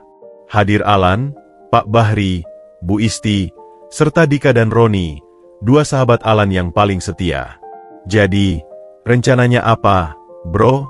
tanya Dika. "Kita harus menikah," jawab Alan dengan tegas. "Tanpa restu Bu Nikmah. Akad nikahnya akan kita lakukan di sini, secara sederhana, hanya dengan keluarga dan saksi-saksi terpercaya." Bu Isti menghela napas. "Tapi, Nak, tanpa wali? Bagaimana secara hukum?" "Ayah Salma, Pak Wiji, aku yakin dia akan bersedia menjadi wali." "Diam-diam, tentu saja," ujar Alan. "Aku akan menghubunginya. Dan untuk Salma, kita harus menyusun rencana untuk membawanya keluar dari rumah itu dengan aman." Rencana detail pun disusun. Dika dan Roni bertugas mengatur akad nikah sederhana di rumah Alan. Pak Bahri dan Bu Isti akan mempersiapkan segala kebutuhan ritual dan konsumsi. Sementara Alan, dengan risiko terbesar, akan menghubungi Pak Wiji dan menyusun strategi untuk membebaskan Salma. Keesokan harinya, dengan jantung berdebar, Alan menelepon Pak Wiji dari nomor ponsel baru. "Pak Wiji, ini Alan," katanya ketika sambungan tersambung. "Alan, kau baik-baik saja?" tanya Pak Wiji dengan suara khawatir. "Saya tidak baik-baik saja, Pak. Tapi saya tidak akan menyerah. Saya ingin menikahi Salma secara sah. Dan saya mohon, sudilah Bapak menjadi wali untuk Salma." Diam sejenak. "Lalu, kau serius, Nak?" "Dengan segala keseriusan yang saya miliki, Pak. Saya mencintai Salma. Saya akan membahagiakannya. Saya tahu jalan ini berliku, tapi ini adalah satu-satunya jalan." Pak Wiji menghela napas panjang. "Baiklah, Alan. Aku setuju. Ibu Salma sudah keterlaluan. Aku tidak bisa lagi berdiam diri. Tapi kita harus sangat hati-hati. Aku akan bantu Salma keluar dari rumah besok sore. Kau jemput dia di tempat kalian biasa bertemu." Rasa lega dan sukacita yang luar biasa menyelimuti Alan. Sementara itu, di rumah Wijaya, Salma menerima pesan rahasia dari Alan tentang rencana tersebut. Jantungnya berdebar-debar antara takut dan haru. Dia mulai mempersiapkan diri diam-diam, mengemas beberapa pakaian dan barang berharga sederhana ke dalam tas ransel. Hari H pun tiba. Suasana di rumah Alan penuh dengan ketegangan yang membahagiakan. Bu Isti dan tetangga terpercaya menyiapkan ruang tamu sederhana mereka dengan hiasan seadanya. Seorang ustadz yang merupakan kenalan dekat Pak Bahri sudah siap menunggu. Dika dan Roni berjaga-jaga di luar untuk mengantisipasi hal yang tidak diinginkan. Sore itu, Pak Wiji melakukan aksinya. Ia memanfaatkan acara arisan Bu Nikmah di luar rumah untuk membawa Salma keluar dengan alasan mengajaknya makan malam. Begitu sampai di tempat janji, Salma melihat Alan sudah menunggu dengan motor tua yang dipinjamnya dari Roni. "Salma," sapa Alan, memeluknya erat. "Alan, aku takut," bisik Salma gemetar. "Jangan takut. Mulai sekarang, kita berjuang bersama." Mereka bergegas menuju rumah Alan. Begitu tiba, Salma disambut oleh pelukan hangat Bu Isti dan senyum lega Pak Bahri. Tangis haru tak terbendung. Dalam ruang tamu sederhana yang dipenuhi oleh sedikit orang yang mencintai mereka, prosesi akad nikah pun dilaksanakan. Pak Wiji, dengan air mata berlinang, dengan hikmat menyatakan ijab kabul. Dengan ini, Saya terima nikahnya Salma binti Wiji, dengan mas kawin berupa sebuah Al-Quran, dibayar tunai. Saya terima nikahnya, jawab Alan dengan suara mantap, menggenggam erat tangan Salma. Mereka resmi menjadi suami istri. Dalam kesederhanaan, tanpa kemewahan, namun dipenuhi oleh cinta dan dukungan dari orang-orang yang tulus mencintai mereka. Namun, di balik pintu, bayangan ancaman Bu Nikmah masih menggantung. Mereka tahu, ini bukanlah akhir dari perjuangan, melainkan awal dari sebuah babak baru yang mungkin lebih berbahaya. Tapi setidaknya, malam itu, mereka sudah memenangkan satu pertempuran penting. Pertempuran untuk bersatu, melawan arus deras yang berusaha memisahkan mereka. Udara di ruang tamu sederhana keluarga Alan masih terasa hangat oleh aura kebahagiaan yang baru saja tercipta. Prosesi akad nikah yang hikmat telah usai, meninggalkan rasa syukur yang mendalam dan juga kelegaan. Salma, kini dengan resmi menjadi istri Alan, duduk di samping suaminya, masih memegang erat tangan Pak Wiji yang tak kunjung henti berlinang air mata. Namun, di balik kebahagiaan yang terasa begitu rapuh itu, ada sebuah realitas pahit yang harus segera dihadapi. Mereka harus segera memutuskan langkah selanjutnya sebelum Bu Nikmah menyadari kepergian Salma dan mengetahui pernikahan rahasia ini. Kita tidak boleh berlama-lama di sini, ujar Pak Bahri, memecah keheningan. Begitu istrimu menyadari Salma menghilang dan mengetahui pernikahan ini, dia pasti akan mengamuk dan mencari kalian ke sini. Alan mengangguk, wajahnya serius. Iya, ya, kami sudah punya rencana. Kami akan tinggal sementara di rumahnya Dika di kampung sebelah. Jaraknya cukup jauh, dan lingkungannya lebih aman.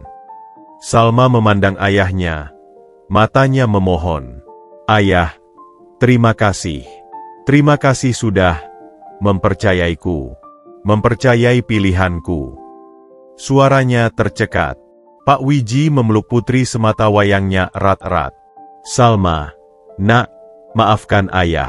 Maafkan ayah selama ini tidak cukup kuat membelamu. Ayah hanya ingin kau bahagia. Dan ayah melihat kebahagiaan itu ada bersama Alan. Dia menoleh kepada Alan yang berdiri di samping Salma. Alan, jagalah dia. Dia adalah harta paling berharga yang ayah miliki. Dengan segala kerendahan hati dan kesungguhan, Pak, saya berjanji akan menjaga Salma dengan segenap jiwa raga saya. Saya mungkin tidak bisa memberinya kemewahan, tapi saya akan memastikan dia tidak pernah kekurangan kasih sayang dan rasa aman. Janji Alan dengan suara tegas dan penuh keyakinan, tangannya tak lepas menggenggam tangan Salma. Pak Wiji mengangguk, lalu mengeluarkan sebuah amplop dari saku jasnya. Ini bukan banyak, tapi anggap saja sebagai bantuan untuk memulai hidup kalian. Tolong, terima kasih. Alan awalnya menolak, tapi Pak Wiji memaksanya. Ini bukan untukmu, Alan. Ini untuk Salma. Untuk cucuku kelak, katanya dengan senyum getir. Bu Isti yang dari tadi memperhatikan dengan mata berkaca-kaca, lalu menyodorkan sebuah bungkusan kecil. Ini, Salma, mas kawin yang dijanjikan. Sebuah Al-Quran yang sama dengan yang ibu gunakan ketika menikahi ayah Alan dulu. Semoga menjadi pedoman rumah tangga kalian. Salma menerima bungkusan itu dengan kedua tangan. Air mata menetes menghangatkan pembungkusnya yang sederhana. Terima kasih, Bu. Ini sangat berarti bagi saya. Waktu terus berjalan, dan malam semakin larut. Mereka tahu Pak Wiji harus segera pulang sebelum Bu Nikmah curiga. Saat perpisahan tiba, adalah hal yang paling mengharukan. Pelukan antara ayah dan anak itu penuh dengan rasa sakit karena harus berpisah. Namun juga ada sebuah pemahaman baru, sebuah ikatan yang justru semakin kuat karena telah melewati ujian yang begitu berat. Berhati-hatilah, nak. Jangan hubungi ayah dulu sampai keadaan benar-benar aman.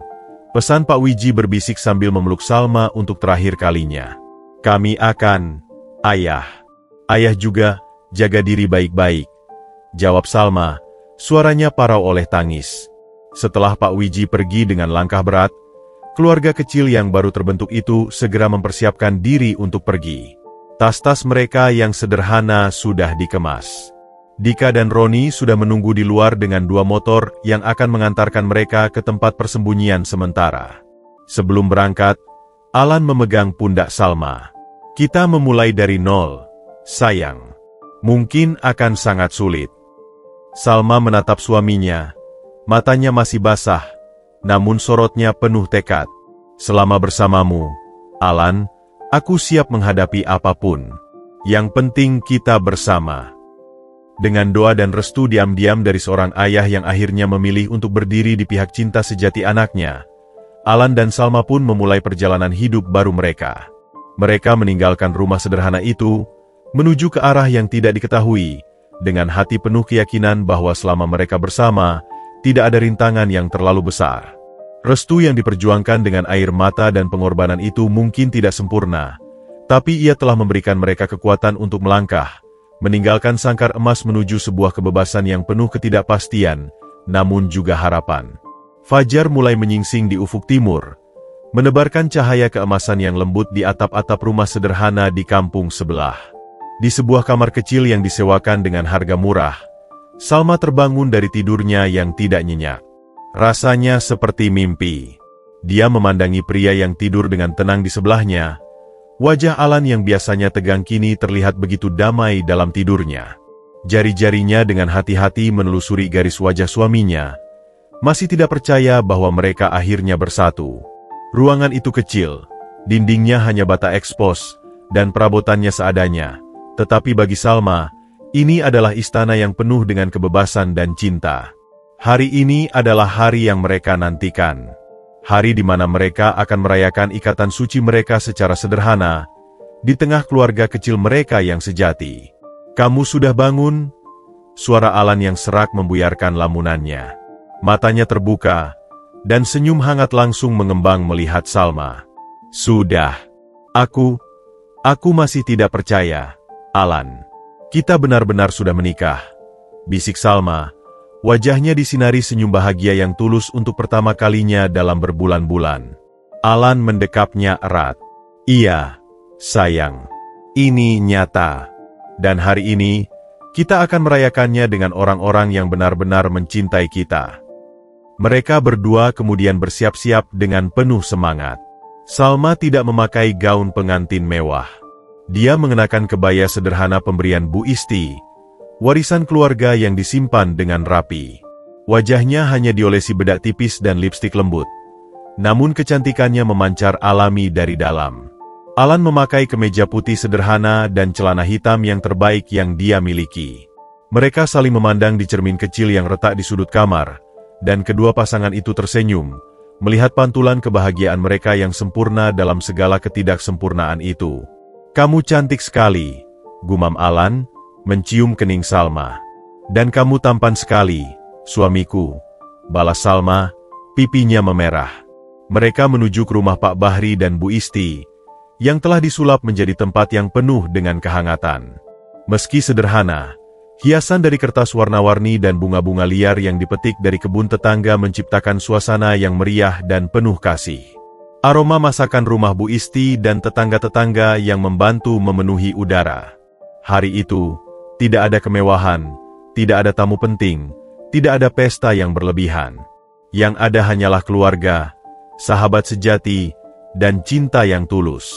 Ketika Salma dan Alan tiba, mereka disambut dengan tepuk tangan haru dan sorak-sorai kecil dari para tamu yang jumlahnya tidak lebih dari 20 orang. Pak Bahri dan Bu Isti langsung memeluk mereka berdua. "Selamat datang, menantuku," ucap Bu Isti, mencium pipi Salma. "Akhirnya, keluarga kami bertambah." "Terima kasih, Bu. Terima kasih sudah menerima saya," jawab Salma dengan suara bergetar.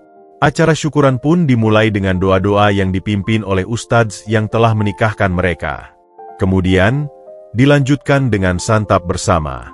Mereka duduk bersila di atas karpet, menikmati hidangan sederhana seperti nasi kuning, ayam goreng, sayur lodeh, dan aneka kue tradisional. Suasana begitu akrab dan penuh tawa. Dika dan Roni menghibur dengan beberapa lagu, diiringi gitar tua Alan. Di tengah keceriaan itu, Pak Bahri berdiri untuk memberikan sambutan. Hari ini adalah hari yang membahagiakan bagi keluarga kami. Kami menyambut Salma dengan tangan terbuka. Alan, Salma, perjalanan kalian mungkin tidak mudah. Tapi ingat, selama kalian saling mencintai, saling menghormati, dan bersama-sama menghadapi tantangan, tidak ada yang tidak mungkin. Yang terpenting dalam rumah tangga bukanlah harta, tapi ketenangan dan kasih sayang. Mata Salma berkaca-kaca. Ini adalah keluarga yang selama ini ia rindukan. Kehangatan yang tulus, penerimaan tanpa syarat, dan cinta yang tidak mengharapkan imbalan apapun. Sore hari, ketika para tamu mulai bubar, Salma dan Alan duduk di teras rumah kecil itu, menikmati senja yang tenang. Tangan mereka masih tak lepas bergandengan. Apakah kamu menyesal, Salma? Meninggalkan semua kemewahan untuk hidup seperti ini? Tanya Alan dengan suara pelan, ada sedikit keraguan di matanya. Salma memandangnya. Matanya jernih dan penuh keyakinan. Tidak pernah, Alan. Kemewahan tidak pernah memberiku kebahagiaan yang sesungguhnya. Yang kuinginkan adalah kebebasan untuk mencintai dan dicintai apa adanya. Dan aku menemukannya bersamamu. Ini adalah hari terindah dalam hidupku. Mereka duduk dalam keheningan yang nyaman, menyaksikan matahari terbenam, menandai berakhirnya hari yang sempurna dalam kesederhanaan. Mereka tahu tantangan masih menanti di depan. Masih ada Bu Nikmah yang murka, masih ada ketidakpastian ekonomi, dan masih banyak rintangan lainnya. Tapi hari ini, hari yang mereka nantikan, telah memberikan mereka kekuatan dan keyakinan bahwa selama mereka bersama, mereka bisa menghadapi apapun.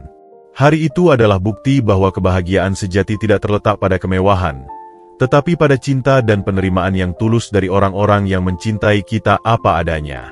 Suasana hangat dan penuh kebahagiaan di rumah Pak Bahri dan Bu Isti masih terasa menguar, bagai aroma harum yang tertinggal setelah perayaan.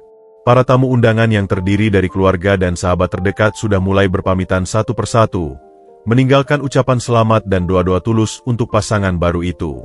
Salma dan Alan duduk di kursi plastik sederhana di teras. Tangan mereka masih tak lepas bergandengan, menikmati sisa-sisa sore yang tenang. Senyum bahagia tak pernah lepas dari bibir mereka, seolah semua badai telah berlalu. Rasanya seperti mimpi, ya, gumam Salma, memandangi cincin sederhana di jarinya yang hanya terbuat dari perak dengan ukiran kecil berbentuk not musik. Dan kita tidak akan pernah terbangun dari mimpi ini, balas Alan lembut, mengecup punggung tangan Salma. Kita akan menulis kisah kita sendiri dari sekarang.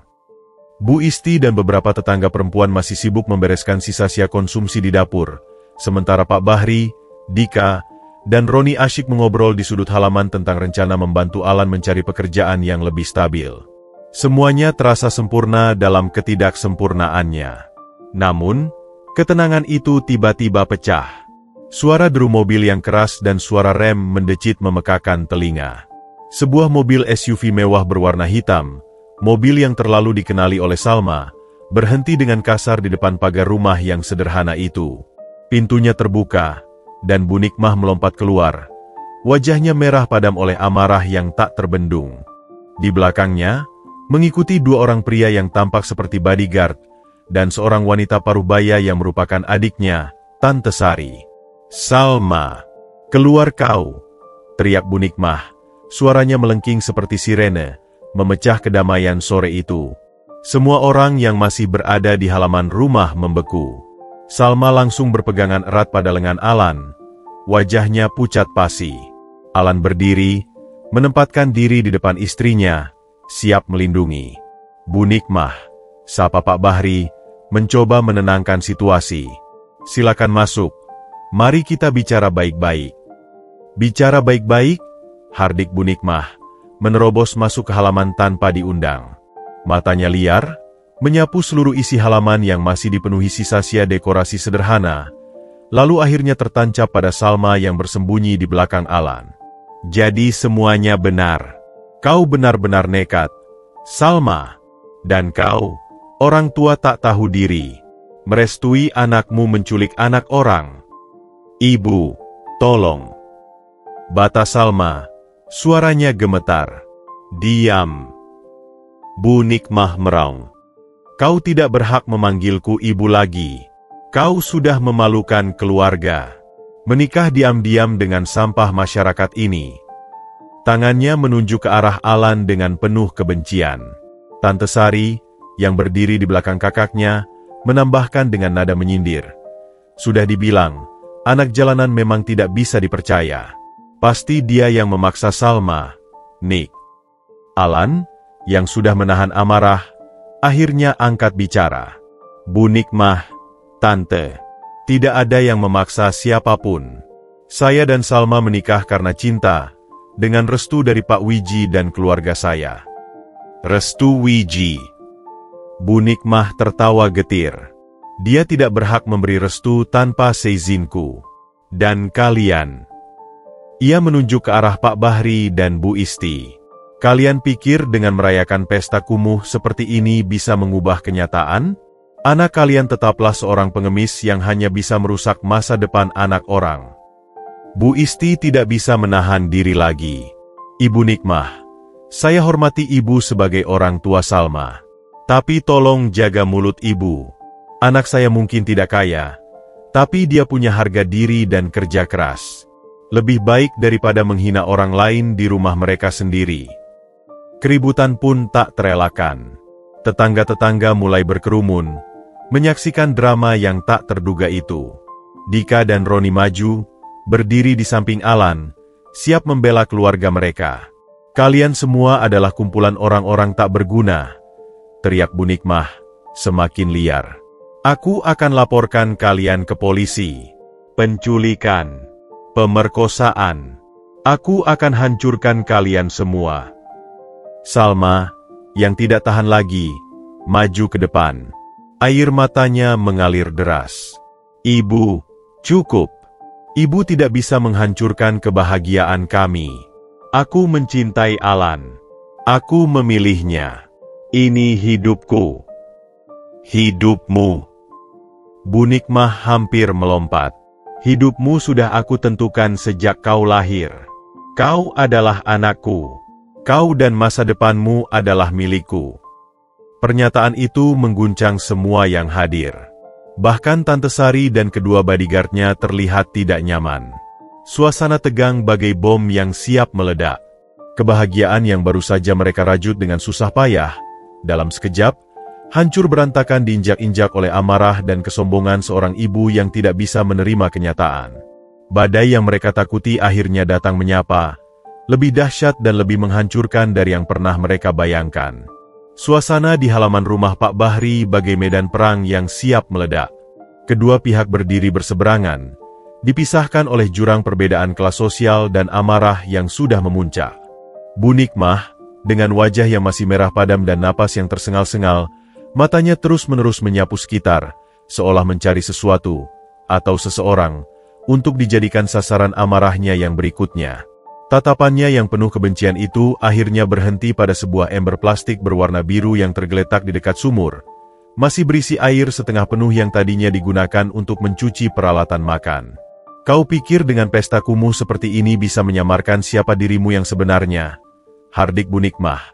Suaranya seperti pisau yang mengoyak-koyak kedamaian yang baru saja terbangun.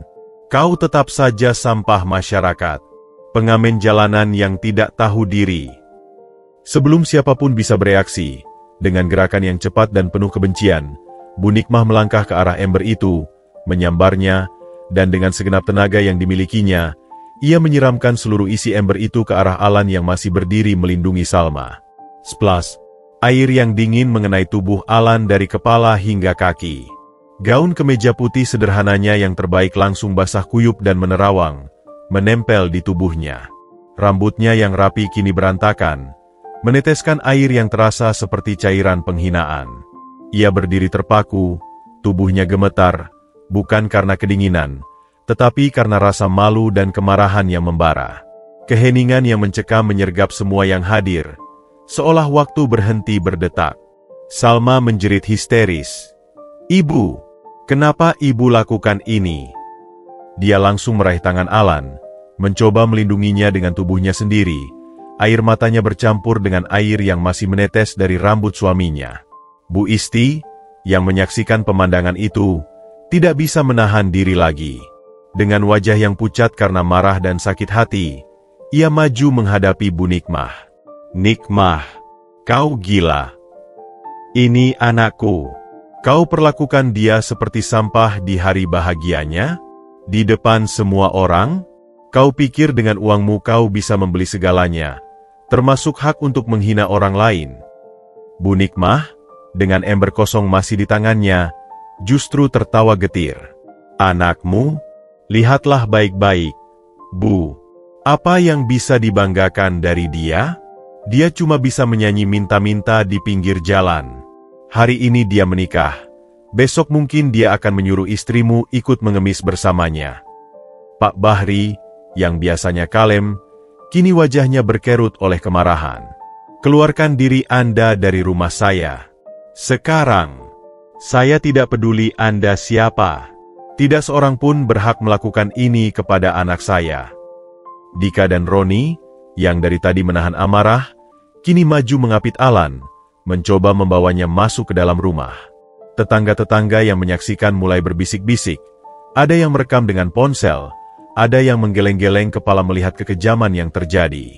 Tante Sari, yang tadinya mendukung kakaknya, kini terlihat tidak nyaman. "Sudah, Nik. Ini sudah keterlaluan," bisiknya pada Bu Nikmah. Namun, Bu Nikmah bagai orang kesurupan. Dia melemparkan ember kosong itu ke tanah. "Aku tidak akan pernah menerima ini. Pernikahan ini tidak sah. Aku akan membatalkannya. Salma, pilih. Ikut aku sekarang. Atau jangan harap kau bisa memanggilku Ibu lagi." Salma, dengan tubuh basah yang masih memeluk Alan yang kuyup, menatap ibunya dengan mata yang penuh luka dan kekecewaan yang dalam. "Sudah lama aku tidak memanggilmu Ibu dengan tulus, Bu. Karena seorang ibu sejati tidak akan pernah dengan sengaja menghancurkan kebahagiaan anaknya. Aku memilih Alan selamanya." Jawaban itu seakan membuat Bu Nikmah kehilangan tenaga.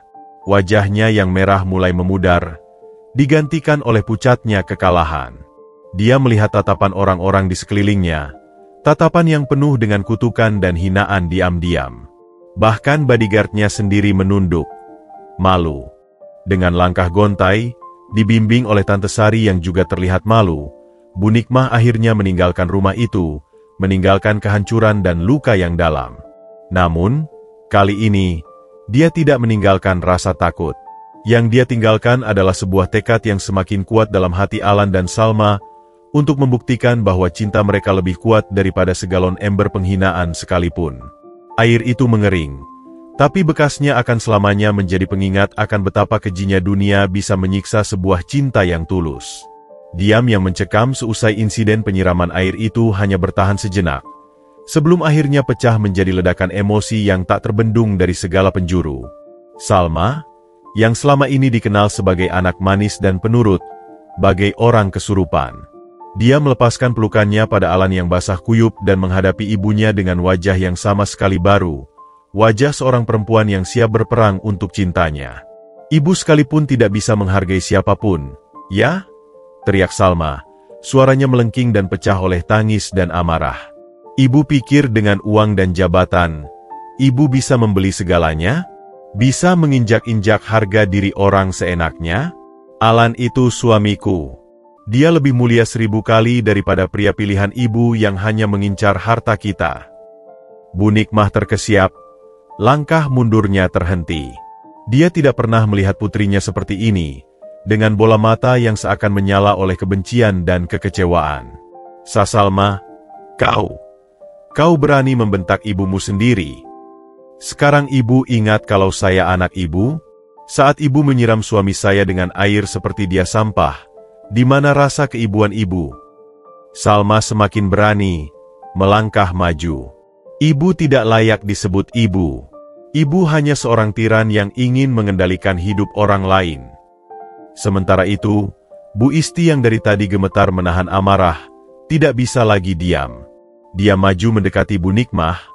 Wajahnya yang biasanya lembut kini memancarkan wibawa seorang ibu yang membela anaknya.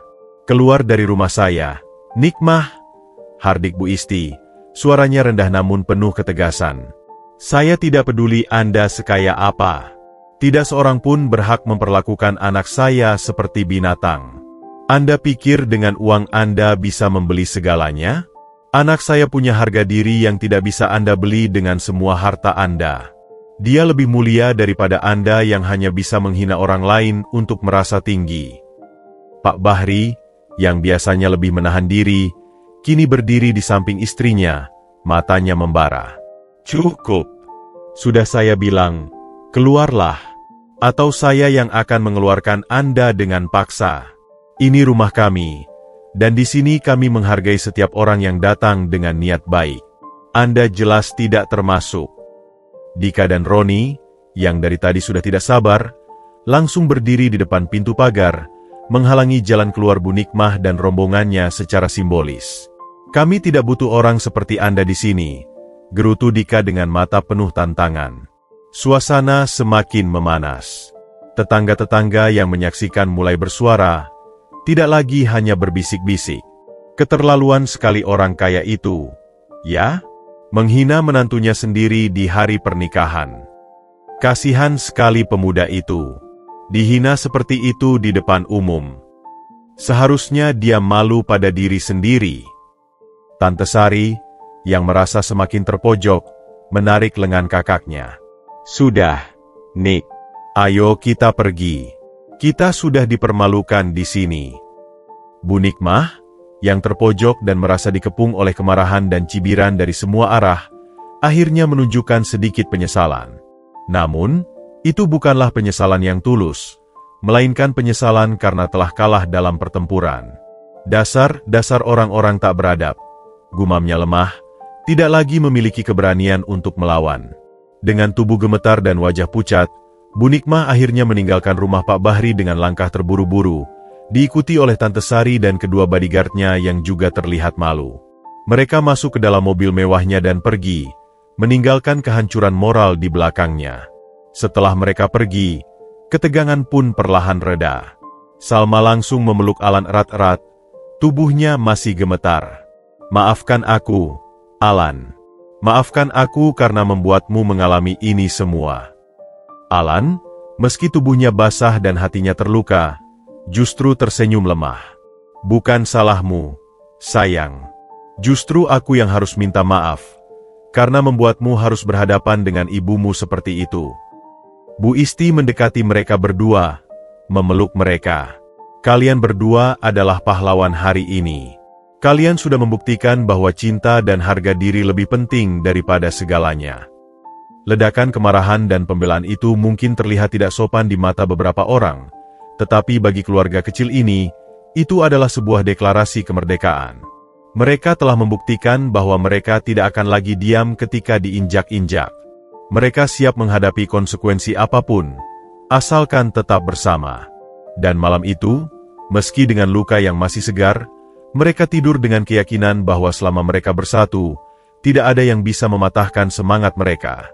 Setelah keributan mereda dan mobil mewah Bu Nikmah menghilang dari pandangan, sebuah keheningan yang berat menyelimuti halaman rumah Pak Bahri. Semua orang yang masih berada di lokasi, keluarga, sahabat, dan tetangga, seolah terpaku, menatap sosok Alan yang masih berdiri basah kuyup di tengah-tengah mereka. Air terus menetes dari ujung rambut dan bajunya, membentuk genangan kecil di tanah di sekitar kakinya. Rasa malu, marah, dan sakit hati bergolak di dalam dada setiap orang yang menyaksikan, tetapi yang paling terpukul tentu saja adalah Alan sendiri. Namun, sesuatu yang luar biasa terjadi. Alih-alih larut dalam amarah atau berlari menyembunyikan diri, Alan justru mengambil napas dalam-dalam. Dengan langkah yang sedikit berat karena basah, ia melangkah maju ke pusat perhatian. Wajahnya pucat, bibirnya bergetar, tetapi sorot matanya tajam dan penuh keteguhan. Ia menatap satu persatu orang-orang yang hadir di sana, orang tua yang telah mendukungnya, sahabat yang telah membelanya, dan tetangga yang menjadi saksi penghinaan itu. Lalu, akhirnya, pandangannya tertuju pada Salma yang masih terisak-isak. Wajahnya yang cantik itu kini bercucuran air mata dan penuh dengan rasa bersalah. Dengar baik-baik, semua. Mulut Alan, suaranya serak di awal, namun semakin jelas dan berwibawa seiring ia berbicara. Terima kasih telah membela saya. Terima kasih telah berdiri di sini, menjadi saksi bagi hari yang seharusnya menjadi hari terindah dalam hidup saya dan Salma. Dia berhenti sejenak, menelan ludah, berusaha menata kata-kata. Aku tidak akan berbohong. Apa yang baru saja terjadi menyakitkan. Lebih menyakitkan daripada pukulan fisik manapun. Tangannya mengepal, namun suaranya tetap tenang. Tapi, biarlah ini menjadi pengingat bagi kita semua. Pengingat bahwa di luar sana, masih banyak orang yang mengukur harga diri seseorang dari pekerjaannya, dari jumlah uangnya, dari mobil yang dia kendarai. Alan kemudian memandang Salma, dan suaranya menjadi sangat lembut, namun terdengar jelas oleh semua yang hadir. Salma, kamu adalah anugerah terbesar dalam hidupku. Kamu yang berasal dari dunia yang begitu berbeda, tetapi mau melihat jiwaku, bukan dompetku. Kamu yang rela meninggalkan segala kemewahan untuk hidup sederhana bersamaku. Aku berjanji, di atas rasa malu yang baru saja kuterima, di atas penghinaan yang kualami hari ini, aku akan membahagiakanmu. Air mata mulai menggenang di matanya, tetapi ia tidak membiarkannya jatuh. Aku mungkin tidak bisa memberimu rumah mewah atau perhiasan mahal. Tapi aku berjanji akan memberimu cinta yang tulus, sebuah rumah yang dipenuhi tawa, dan kehidupan yang tenang. Aku akan bekerja keras, bukan untuk membuktikan sesuatu pada ibumu, tapi untuk membuktikan padamu bahwa pilihanmu tidak salah. Ia lalu menoleh ke arah keluarga dan tetangga yang hadir. Dan untuk Bapak, Ibu, Dika, Roni, dan semua yang hadir di sini, terima kasih. Kalian telah menunjukkan pada saya bahwa keluarga bukanlah tentang darah, tapi tentang siapa yang berdiri di samping kita saat kita terjatuh. Izinkan saya membuktikan bahwa saya layak mendapatkan dukungan kalian. Suasana hening sejenak setelah pidato spontan Alan itu. Lalu, seorang tetangga tua yang duduk di kursi plastik, tiba-tiba bertepuk tangan. 1, 2, lalu diikuti oleh yang lain. Perlahan, tepuk tangan itu bergemuruh, penuh dengan rasa hormat dan dukungan. Bukan karena mereka kasihan, tapi karena mereka kagum pada keteguhan hati dan kematangan seorang pemuda yang baru saja dihina sedemikian rupa. Salma menghampiri Alan, memeluknya erat, tidak peduli bajunya yang basah. Aku tidak pernah meragukanmu, Alan. Aku mencintaimu, dan aku bangga menjadi istrimu. Bu Isti mendekat, mengusap punggung Alan. Kamu adalah anak yang kuat, Nak. Ibu bangga padamu. Janji di atas rasa malu itu bukanlah janji kosong. Itu adalah sebuah deklarasi. Sebuah sumpah yang diucapkan di tengah puing-puing penghinaan, yang justru menjadi fondasi yang lebih kokoh bagi rumah tangga mereka. Pada malam itu, Alan tidak lagi dilihat sebagai korban, tetapi sebagai seorang pemenang. Pemenang yang memenangkan hati semua orang dengan keteguhan jiwanya. Dan bagi Salma, itu adalah momen di mana ia yakin, 100%, bahwa ia telah memilih pria yang tepat untuk menghabiskan sisa hidupnya. 6 bulan telah berlalu sejak peristiwa memilukan di hari pernikahan mereka. Kehidupan Salma dan Alan tidak serta-merta berubah menjadi dongeng indah. Mereka masih tinggal di kamar sewaan yang sederhana di kampung sebelah, dan Alan masih harus bekerja keras. Kini tidak hanya mengamen, tetapi juga serabutan sebagai tukang pelengkung di bengkel milik temannya Dika, serta sesekali menerima job manggung di kafe-kafe kecil. Namun, ada ketenangan dan kebersamaan yang mengisi setiap sudut kehidupan mereka yang sederhana itu. Suatu sore, Salma duduk di teras kamarnya yang kecil, menjahit kancing baju Alan yang hampir lepas. Senyum kecil menghias bibirnya saat dia mendengar langkah kaki familiar mendekat. Aku pulang, sapa Alan, wajahnya sedikit kotor oleh oli, tetapi matanya masih berbinar seperti dahulu.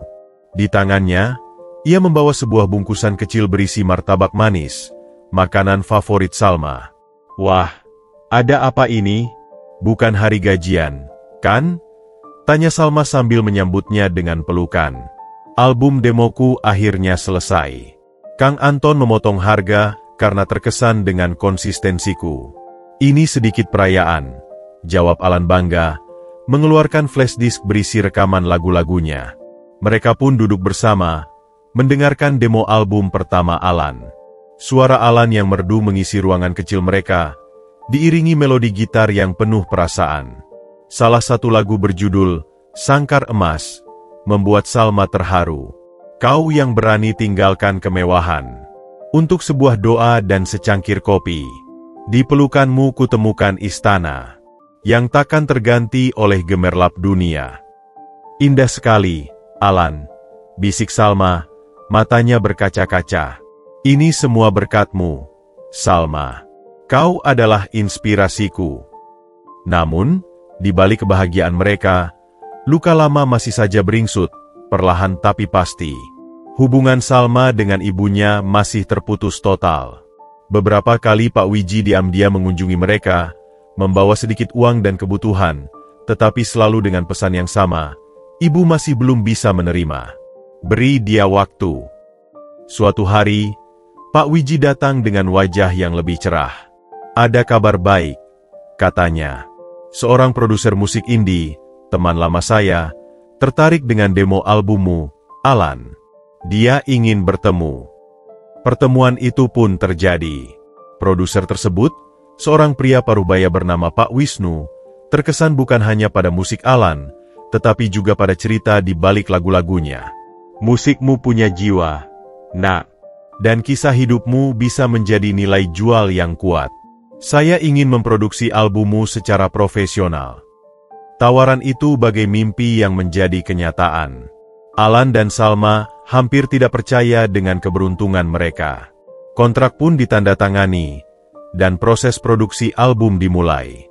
Berita tentang Alan yang akan merilis album profesional mulai menyebar, bahkan sampai ke telinga Bu Nikmah.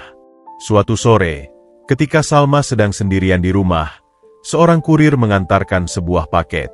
Isinya adalah sebuah album foto tua. Saat dibuka, foto-foto itu adalah kenangan masa kecil Salma bersama ibunya, saat Bu Nikmah mengajarnya membaca, memeluknya saat dia jatuh dari sepeda, dan meninabobankannya dengan cerita dongeng. Di bagian bawah album, tertera tulisan tangan yang gemetar, "Ibu salah, Ibu rindu." Salma memeluk album itu sambil terisak. Dia menelepon Pak Wiji. "Ayah, Ibu kirim album foto." "Aku tahu, nak. Ibu sudah berbeda sejak kejadian itu. Dia diam-diam sering menangis dan melihat foto-fotomu. Mungkin dia mulai sadar." Beberapa minggu kemudian, album Alan yang berjudul Sangkar Emas akhirnya dirilis. Lagu-lagunya, terutama Sangkar Emas dan Janji di Atas Rasa Malu, menjadi hits dan sering diputar di berbagai radio. Wawancara Alan di sebuah stasiun televisi lokal tentang perjuangan cintanya dengan Salma menyentuh banyak hati. Pada suatu pagi yang cerah, ketika Salma dan Alan sedang bersiap membuka warung kopi kecil-kecilan yang mereka rintis, sebuah impian lain yang mulai terwujud. Seorang tamu tak terduga muncul di depan pintu. Dia adalah Bu Nikmah, berdiri dengan ragu, memegang sebuah album Alan yang masih terbungkus plastik. Bisa ibu memesan secangkir kopi?" katanya dengan suara bergetar. Salma dan Alan terpaku. Mereka saling memandang. Lalu akhirnya Salma mengangguk. "Silakan masuk, Ibu." Mereka duduk di sebuah meja kecil. Keheningan awalnya terasa canggung. "Albummu bagus," ucap Bu Nikmah akhirnya, memecah kebisuan. Ibu dengar lagunya di radio." "Terima kasih, Bu," jawab Alan sopan. Bu Nikmah menarik napas dalam. Ibu datang untuk meminta maaf. Maaf untuk semuanya. Untuk penghinaan, untuk kekerasan, untuk tidak mempercayai cinta kalian." Air mata mulai mengalir di pipinya. Ibu kalah dari keteguhan kalian. Dan Ibu bangga pada kalian berdua. Salma tidak bisa menahan diri lagi. Dia memeluk ibunya erat-erat. Sebuah pelukan yang telah dinantinya selama berbulan-bulan. "Ibu, aku juga minta maaf." Alan tersenyum, melihat kedua wanita yang paling berarti dalam hidupnya akhirnya berdamai. Kopi ini spesial, Bu. Resep racikan saya sendiri. Mereka pun menghabiskan sore itu dengan bercakap-cakap, perlahan-lahan menjahit kembali hubungan yang sempat putus. Luka itu mungkin akan meninggalkan bekas, tetapi tidak lagi menganga. Sebagai gantinya, sebuah harapan baru tumbuh. Sebuah harapan akan rekonsiliasi, pengertian, dan sebuah keluarga yang mulai belajar mencintai tanpa syarat. Dan bagi Salma dan Alan, perjalanan mereka membuktikan bahwa terkadang, cinta sejati memang harus melewati badai yang menghancurkan. Tapi setelah badai berlalu, akan tumbuh bunga-bunga yang lebih indah, dan langit yang lebih cerah dari sebelumnya. Mereka telah menemukan istana mereka, bukan dari batu bata dan emas, tetapi dari cinta, pengorbanan, dan pengampunan.